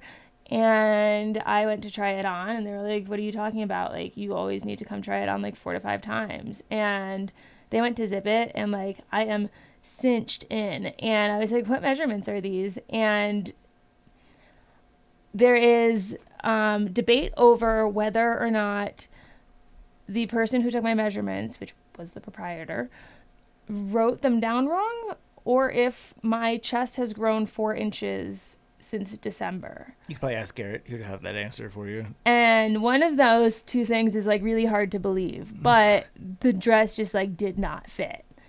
And then they tried charging me like $800 to fix it, and I was like, I can't pay this. Like this this is not my measurement. I had the thing and I measured under my armpits, and I was like, even right here, I can't get that small. Like, that doesn't make any sense. And nothing else has changed. So unless I got a boob job, this makes no sense. And so that was a thing. Are they still standing by? You had to pay for it? No, they ended up fixing it. I had a feeling that was before I left town. Yeah. Did they make you sign a thing when they gave you your measurements? Not saying that. No, I couldn't find the measurements anywhere in writing. Yeah. And I know I have it on a little paper in my desk because I brought it home with me, but I wasn't home because my home's in Denver. So I brought all my little measurements home and I tucked them in Yeah, they made me sign a thing that was like, we measured you. This is the dress size we're ordering. And I was like, to the point, I don't know if that would have made a difference because I'm like, I don't measure myself. I don't know what my measurements are. The thing that really grinds my gears is that for the most part, everyone doing what I'm doing right now is doing it for the first time. For the most part, not everyone. Yeah. But for the most part, we are all so novice at this, like so new to the experience. Such a little Bambi is on the way and has no idea what's going to happen, right? And I feel like you just get taken advantage of left and right because like you don't know better, because you don't know what to know, because you've not done it before. And it's like everything is so expensive compared to any other day of the week. Like everything is just crazy, and there's a price added on for any little thing you blink for, and then you trust that someone's going to do something a certain way, and then it's not, and then you go to pick something up and you're like, do I have to schedule another flight to Virginia? And then how much am I spending on that flight? So I'm not only spending the cost to fix the dress, but I'm spending that on the flight to go back. So that was really chaotic. Could you go to like a tailor locally So that was an option they gave me. But when I bought the dress, I signed something agreeing that I would not do alterations anywhere else. Which is why when I signed for the dress, I had them include the cost of alterations in what I signed for, because I didn't want to be surprised by any prices down the road, because it seemed like that could have been something that might happen based on how that went. Yeah. So I'm glad I did that, but no, I'm essentially not allowed to take it somewhere else. And once I take it, then there's no recourse. Right. Like once I've left the building with it. Yeah. And it hasn't been hemmed, it hasn't been bustled. I was just asking more so like, could a professional measure you as opposed to you having to fly all the way back for them to measure you? No, but the thing is they would be the professionals measuring me while I'm standing there and it's not fitting, and I would be flying back to make sure it actually fits the second time. Yeah. Anyway, I have the dress now and it fits, but that was part of my downfall. Yeah. That's not fun. All these things happened at the same time. Sure. So. Yeah. Though I had a feeling the end of that story was you weren't paying for it. No. Yeah. No chance. Yeah. How's your wedding dress fitting going? I will say I was caught off guard with like the intensity of the timing of a wedding dress. Like I knew that you had to shop like a year before. So I bought my dress I think in October. I'm getting married in September. It didn't come until March, and I was kind of lollygagging with picking it up because I don't know, I just didn't think it was that serious. I was like, it's here. I've got like 6 months or whatever. And then my mom is a seamstress, so originally she was going to alter it, and then she decided that's probably too much pressure, and she's a seamstress. Like she did like a lot of upholstery and curtains, which isn't, she can do alterations. She's hemmed tons of stuff for me, but she was a little intimidated by the full wedding dress situation. And so she was like, maybe I shouldn't alter it. So then I went back to my place. I was like, can I get it altered through you guys? And they were like, no, we're full. Here are 2 other places that we recommend. And the first place I looked at, they were like, we are full through October. And then the second place was like, yeah, we can get you. And I called them on the phone. They were like, is your dress not in yet? Like, what's the deal? What's going on? And I was like, no, it's here, but I was just going to pick it up like later in March. And they were like, no, you need to pick it up as soon as possible, and you need to come like tomorrow, basically. And I was like, okay, I guess I will come and start the process. And now if I go through all 4 of the fittings that they scheduled for me, I would get the dress like 2 weeks before my wedding. But Is there a pressure to just remain the same weight? Like, absolutely. Yeah. Like when they took my measurements, they sent me home being like, you better not change measurements. Yeah, they make you sign a thing. At least at the alteration place I went to, they made me sign a little thing that was like, we are not responsible for any changes in body size, basically. Yeah, exactly. And You know, it'd be cool is to lose weight before the wedding and be like, I gotta add some lbs. You better hope it goes to the right place. Yeah. And what's crazy is I also like, I was nervous about this. It's been fine so far, but I like went and tried on dresses like the week after I did my 50K. So I was like, I don't know if my body's gonna stay the same or not. Yeah. I've just been running so much, but I didn't feel like my body changed that much weirdly in that training process. So yeah, I would just recommend trying to keep it about the same for the year before.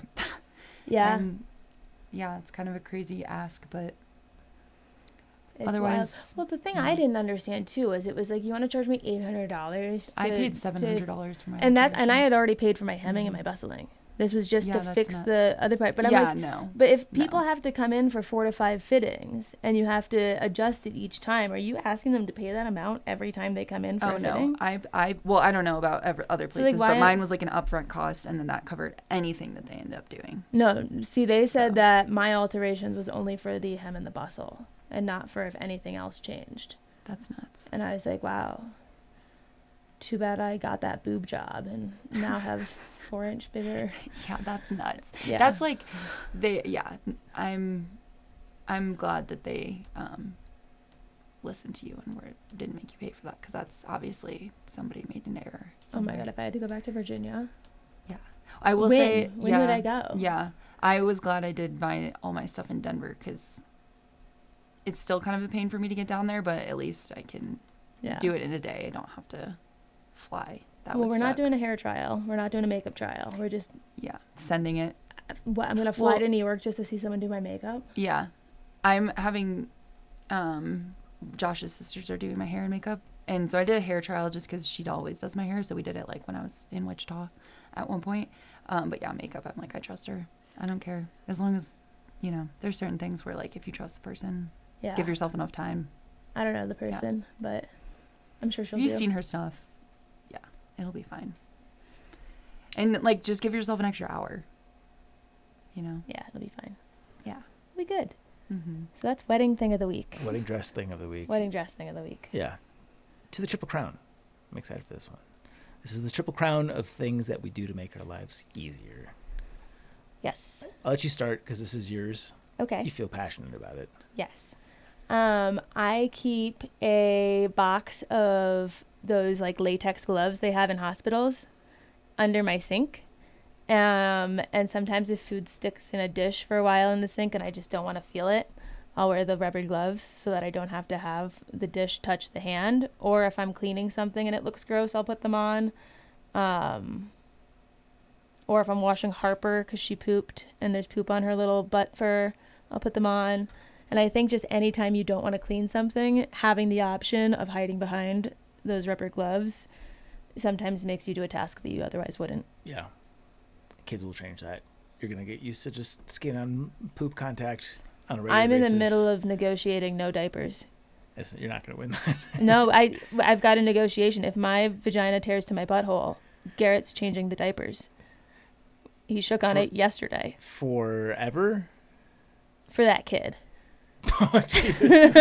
And then I get to decide if I want another one. Mm-hmm. A full tear all the way. All right. Well, I said if I have to carry it for 9 months, he has to change diapers for 9 months because it's just not an equal trade-off. And then I figured if you can get 9 months, like what's another, how long do they stay in them? You should pass my number to him and I'll serve as his agent on this one. What? Saying I'll negotiate on his behalf on that particular topic. What, you wouldn't do it? I think that's a raw deal for him. Does that mean good or bad? Bad. I have to carry a child inside of me. My vagina has to maybe tear to my butthole. Yeah. And he's got the bad deal because he's got to change some poop? Some poop or potentially 3 years of poop. What if you're peeing toward your butthole? And it was just, and they had to stitch you back up down there. Well, I think they stitch you up pretty quickly, so I don't think that's That's not the point. I think I deserve no diapers if I'm doing that. Okay. It doesn't sound fun in any way. Yeah. And I will also say, regardless of what's fair or not fair, is you'll be so bonded to the kid that you won't be like, I'm not going to touch this thing because it's but icky. before I know it, I'm obviously going to try to negotiate That's fair. the best That's I fair. can. I probably felt similarly. Yeah. Yeah. I'm not pregnant. I should tell everyone that. There's no announcement, nothing's happening. I have no ambition anytime soon to go there. So Yeah. My first one is I'm constantly scheduling emails, and now you can do it via text, which I don't use. Wait, what? Yeah, you can schedule text. You can do a send later text thing. Oh, I thought you could schedule emails via text. No, I mean maybe, but no. Yeah, in terms of like a little note that I need to remind myself when I'm picking up a rental car, or just there's a million instances where like I need something at a time bound manner. Scheduling emails is the best. For whatever reason, the scheduled reminders, I think because I give myself so many reminders that they tend to just kind of blend together, the emails stand out way better to me. Yeah. I don't know where I would be in life without reminders. Reminders is great. I do use like both all the time. Fully dependent on yeah, reminders. Yeah. No. Getting a time-bound piece of information about something has saved my life. It's basically replaced my memory, which wasn't very good to begin with. Okay, Elise, you're out. Kind of in that same vein, ordering groceries online. For delivery or pickup? Pickup even. Yeah. Really? I somehow only recently realized that was an option. I don't know why it took me so long. I hate grocery shopping. I'm so anal about it. When I organize a grocery list, I don't want to walk down an aisle twice, so I like organize my grocery list by section of the grocery store. But if I order online, I can just have someone do that part for me, and it's free. So do you create your grocery list and then reorganize it based on its appearance, or are you reorganizing as you're creating the list? I'm organizing as I'm creating. If I'm the one shopping and we're like talking about a meal, let's say I need like onions, potatoes, chicken, and pasta. I put that all in, but then the next meal I need Brussels sprouts, turkey. Yeah, you put the Brussels sprouts and then with the onions and potato, the yeah. The chicken. Does everyone not do that? No, not everyone.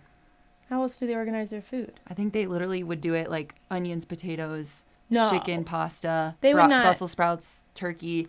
They'd go from People do onions that. to the chicken aisle, back to get the Brussels Well, sprouts, I don't know back if they- to get the turkey. So as someone that I think doesn't they- organize their list, Elise is right here. You I might look at the still list look at the and- whole list. Yeah, I look Yeah. at the whole list before I move on from a section. Yeah. Do you delete them as you go? Yeah. No. I just keep a mental checklist. You don't But use, even like, if you're the in check order, marks? you still have. No, I feel like the Notes app. I guess you can do can the do check check marks. boxes. Yeah, I just don't spend that much time on it. If I didn't delete them as I go that way, I would go home with like 6 missing things. I typically only put like the really important things on a grocery list, and then I'm kind of jazz music on the rest of it. as I'm Yeah. I do like improvising. going down the aisles. Yeah. I can't empathize with you on that. Yeah. Well, I think you're doing it the right way and Thanks. the smart way. Well, now I don't even have to do that because I just put it in my online cart and Yeah. then I pick it up at 5 p.m. or whatever. I have trouble trusting that they're going to choose the best vegetables. So the produce was the one thing I was worried about, and I had a friend who said that our Safeway guy is really good at. He does good produce. Oh, it's I don't the know if same it's guy the every same. I time. don't know if it's the same guy every time, but I always assumed it was the apparently- driver. so when it's not Oh, but delivery, you're picking up. Yeah, I'm just picking it up. So it's someone who works at Safe or at City Market, not Safeway. Is where I grocery shop. And yeah, I think it's only like a few people who probably do that job at that City Market, and so apparently they do a good job at my City Market. Oh. And the 2 times I've done it so far, that has been true. And if it starts to be bad, then I figured I can just do everything else, and then I'll just go in and get the produce, and then yeah. Interesting. That's a very good one. We use it all the time. Very Yeah. necessary with kids because Yeah. dragging 3 kids in the grocery Well, store. and spending like 2 hours in there. Yeah. Yeah. No, the And grocery I store also- game has changed. For Yeah. Sure. Where I live, I see people I know at the grocery store all the time, which I kind of like. But some days I don't. If you're in a rush, yeah, Yeah. totally. You get 2. Okay. Also, even more on that same note from what you guys said, auto payments. If I Oh, didn't have yeah. things on auto pay, I don't know. I don't pay That's bills. I so just everything's on smart. auto pay. Not to do it, I am too, but to put that on this list. Mm-hmm. Do you do auto pay with your credit card? Yeah. That's the one I haven't relinquished yet. Minimum balance, you should. Yeah, but Because then at least you're covered for the minimum if you forget. if I don't, if I have some sort of safety net involved, I'm not going to ever go through and look at the line items. Oh yeah, I've gotten really bad at that. I used to track like every single item that like I had a whole budget sheet and I would literally every single purchase. I use Copilot. And that's what I should do instead. But I kind of don't do both either now. Yeah. And it's probably questionable. But Yeah. if something looks wild, I look through. For Yeah. the previous I'm month. just scanning for like a ridiculously big number, being like, Yeah. do I know what that is? Okay. Yeah. Note to self: when I steal Zach's Yeah, credit card, doing make small increments. purchases. Yeah. By the way, when hackers do get your credit cards numbers, that's what they're doing. Is they're making small purchases. The only time I've ever gotten hacked, it's been like $30 and it says like Amazon, Yeah. Apple. It just says random stuff. Then I don't know if it's actually where it's going to or if they just somehow create like a fake transaction. But I've been in a battle with someone who had their credit card stolen. Not the person, but the hacker who stole their credit card has been like repeatedly trying to buy one sticker at the store. Like legitimately, I'm not exaggerating, hundreds of attempted purchases with it. what's that? What's the like benefit to the hacker? I think I don't They know for dispute the certain. purchase and get the money back or something? I think that if they establish from that IP address that these are legitimate charges and they can get away with bigger purchases, but I'm not totally sure about that. Interesting. You know? You don't think it's to see if you notice on something small? It's not my responsibility to make sure the charge is valid. I intervened when they legitimately were attempting it hundreds of times. Yeah. That's wild. Yeah. Okay. My next one, things that make our lives easier. This is a big one for me. Unfortunately, I'm good at it, but I say no a lot. I get lots of emails from people asking me lots of stuff, and like in my heart of hearts, a lot of the stuff that I say no to, I would like to do. I'm just cognizant now of my bandwidth and my ability to reasonably execute on the stuff that is asked of me. So now I'm much better at just saying no in the first place. So that of the things that actually makes my life easier, that is probably the biggest one. That's a good one. Saying no. My next one is toothbrushes with timers. I've got an electric toothbrush and it vibrates every time you're supposed to switch quadrants, and that's always really fun. And then you never don't brush for long enough. Yeah. Approved by dentists as Yeah, well. that's who got me to get one. She was like, this one's fun though. It buzzes when it's time to switch. Yeah. And I was like, I'm sold. Yeah. So, Perfect. That's a good one. You get two. oh yeah.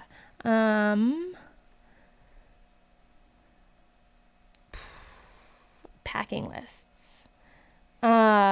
Usually I stay up until 3 a.m. the night before I have to go somewhere, packing at the last minute and trying to remember everything that I forgot.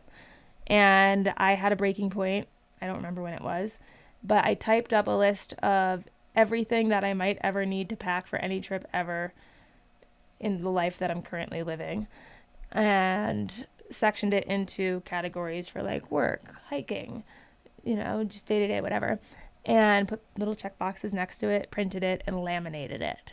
And then I got little dry erase pens, and now every time I have to go somewhere, the night before, I just take out the packing list and I cross off the sections that don't apply to where I'm going, and then I just check off boxes on the list, and I never actually have to use my brain. Yeah, that's good.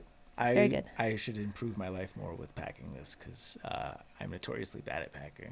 If you do this one time, Yeah, I've never had to think again Yeah. in terms of packing. yeah, that's a good one. I need to adopt that.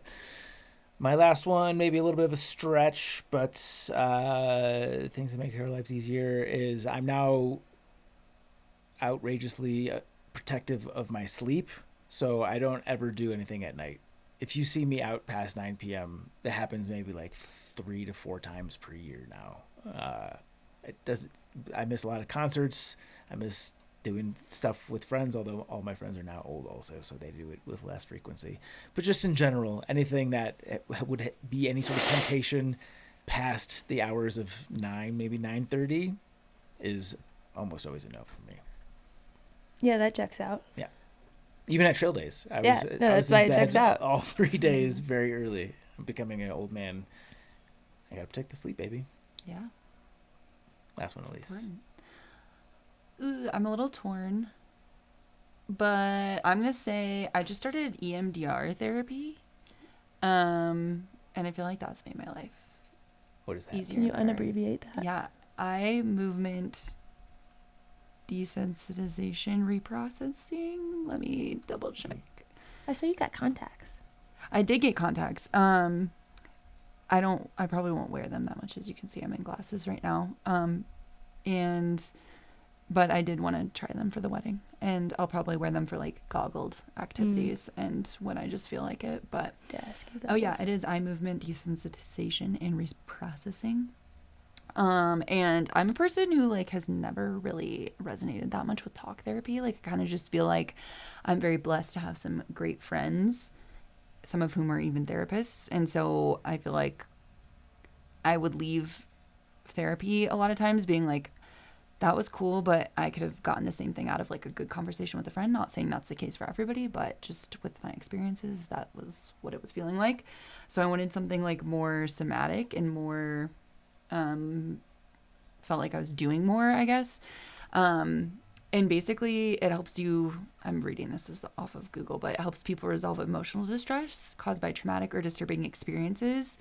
And the big, main component of it is bilateral stimulation, because the way I understand it is something happens, it gets stored in our brain, but we tend to only process like with one side of our brain.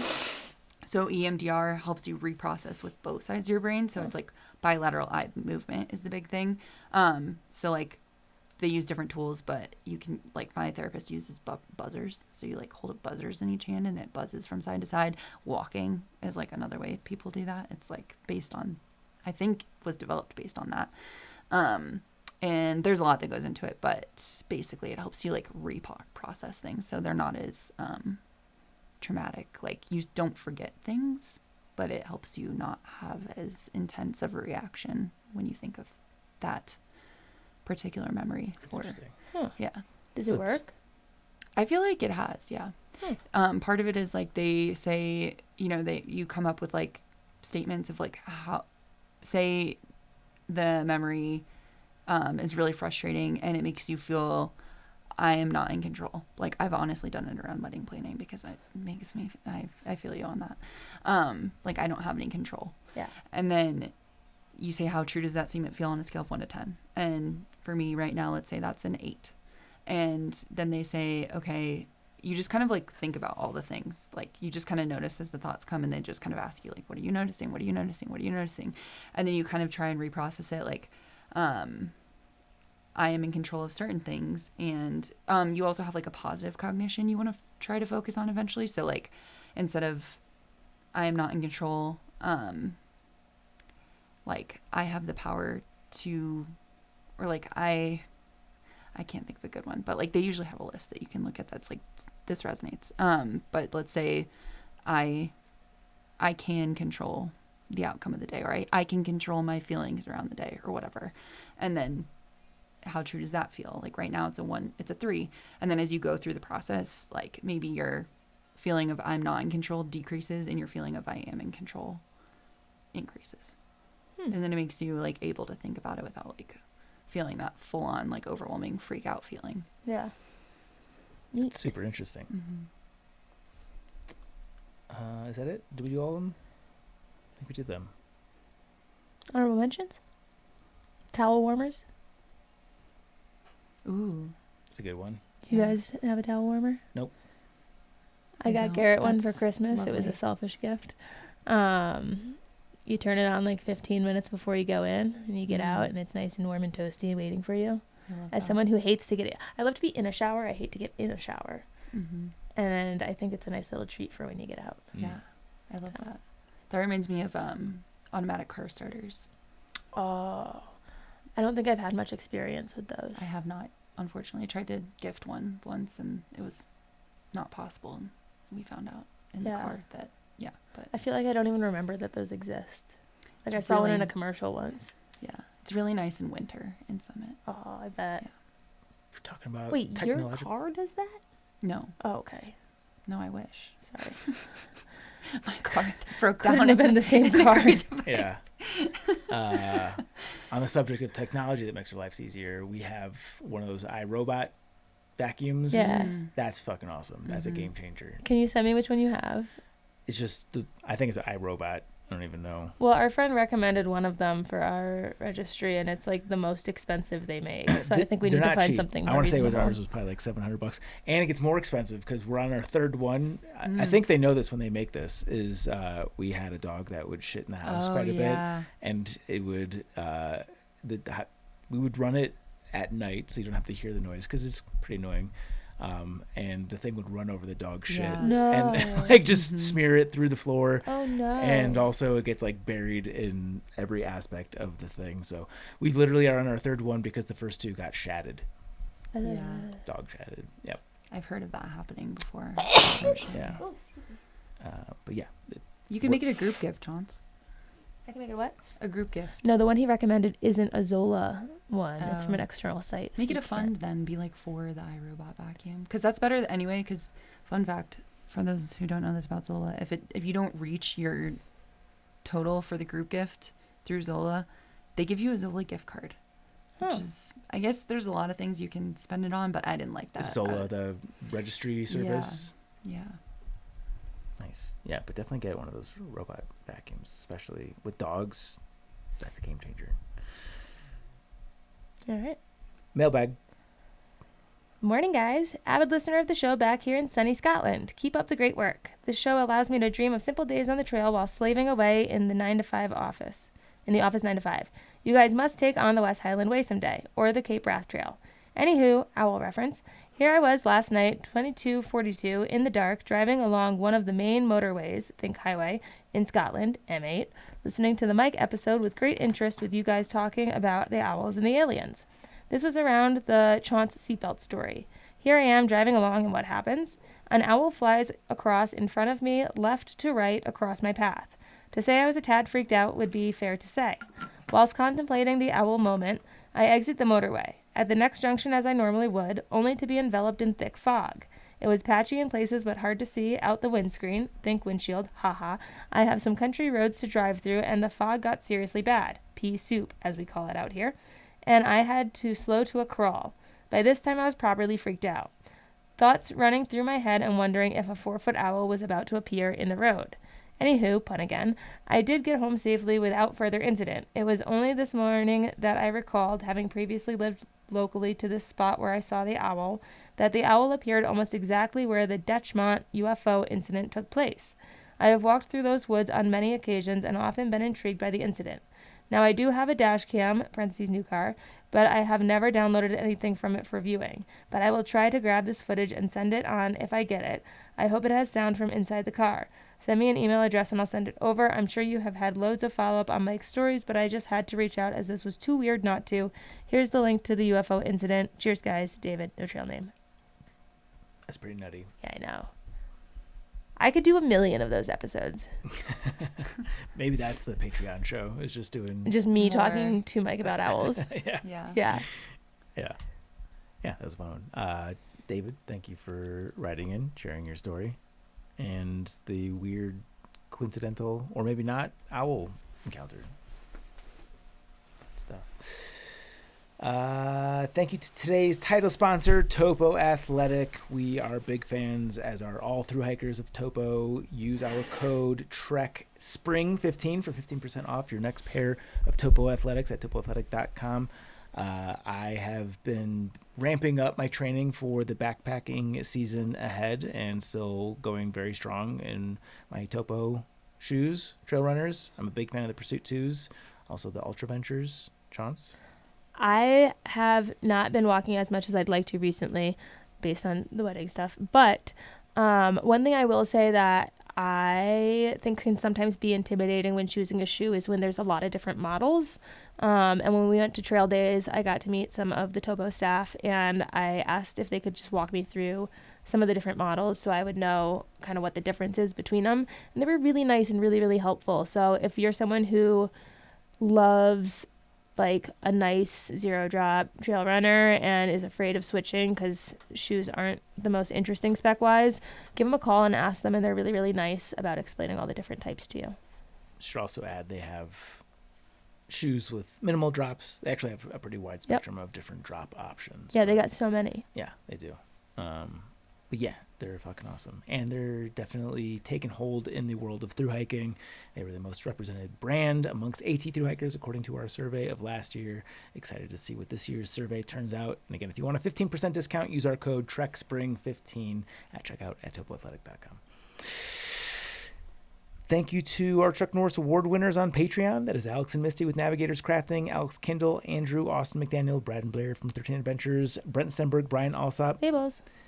Carl Hood, Christopher Marshburn, Coach from Marine Outdoors, Eric Casper, The Friendly Ghost. Eric Hoffman, Ethan Harwell Dunn, Jillian Daniels, Greg Knight, Greg Martin, Greg McDaniel, Griffin Hay, Would You Bring Me a Beer, Haley Buckingham, Dallas. Lauren F., You. Patrick Cianzialo, Rebecca Braves, Sawyer Products, Spam, Timothy Hahn, Solo. and Tracy Trigger. Thanks to our guy, Paulie, at Old Man Murph's. Go get yourself some delicious beans at Old Man Murph's Coffee Roasters, ommcr.com. You can follow us on social at Backpacker Radio on Instagram and TikTok, at BackpackerPod on X, Facebook.com/Backpacker Radio. You can follow Chance. You can find me on Instagram at Juliana_Chauncey or on YouTube at Juliana Chauncey, or you can get my book, Hiking from Home, a long-distance hiking guide for family and friends, on Amazon. You can follow eDog. Elise.ott on Instagram and Elise.ott on YouTube. I'm going to say follow the Trek's YouTube. Jess has been pumping out some awesome Mm-hmm. content of late. She's been killing it. I think we're now, like, as of this recording, 5 videos of hers deep, and she does great work, so check her out. Subscribe and follow us on Apple Podcasts, Spotify, or wherever you listen to podcasts. We also have a YouTube, and we're killing it, too. Chance is very dark. What do you mean I'm very... Oh, I thought you meant like me on your YouTube. Like my commentaries Oh, are no, dark. no, I was no. like, You're how? physically dark. Yeah, don't let the coat deceive you. I've got a spray tan I have to wash off. My bachelorette is in like 30 hours. Yeah. Woo! It's going to get lighter. This isn't what it's going to look like. Yeah. It's just the way it sits is darker. So You're going to have awesome weather. I'm sure of it. It's going to rain every day for like 3 minutes, and you're going to laugh about, like, this is what I was freaked out about. I don't know if I can think about it anymore. I think I'm just going to forget until it's time to go to the airport and then think about it. What activity are you most looking forward to besides the boat? That was the boat. Swimming in a cenote. Can you do that if there's lightning? I think so. I don't know if lightning You're penetrates. supposed to swim. Is it cenote or? Well, Another word I can't say. Jesus. I might be wrong. Can't give me one thing. Just like let me off the hook once. Again, not throwing stones. I feel Nobody like says words more wrong than me. now's the time to talk about Moab. Now, why would now be the time, Elise? I've never been around for You want me to hearing the give you one? pronunciation. Yeah, Moab. that was pretty good. Do you want to know the one that people make fun of me for? Okay. I'm gonna say it properly. Bagel. I could hear it. Almost, You yeah. had a bagel in there. You wanted to say it like a Minnesotan so bad. Yeah. Yeah, Bagel. it slips out if I'm not. I noticed the prep I had to do just to. But say it your way. If I'm just talking, I say bagel. That's so weird. Is that a I have no idea Missouri where it thing? came from. I don't think so. I don't know why. Jenna and her sister say ramen? Ramen? No, Raymond. Sorry, Raymond. Raymond. that's Yeah, weird. yeah, That's like the people that say Reese's. that's wrong I know. and Reese's. offensive. Yeah. Yeah. But those are people that are die hard in their beliefs. They will not back down. Yeah. They can get. What region is that? I noticed it in upstate New York. I was gonna say that feels like a northeastern thing. It wasn't downstate New York. We all knew how to say Reese's, but upstate New York, the kids at the camp that I would counsel would all say Reese's, and they were very confident. So, If you guys are still listening to this, comment Raymond on the Instagram post. But that's it for today's show. Thank you so much for listening, and happy hiking. bye.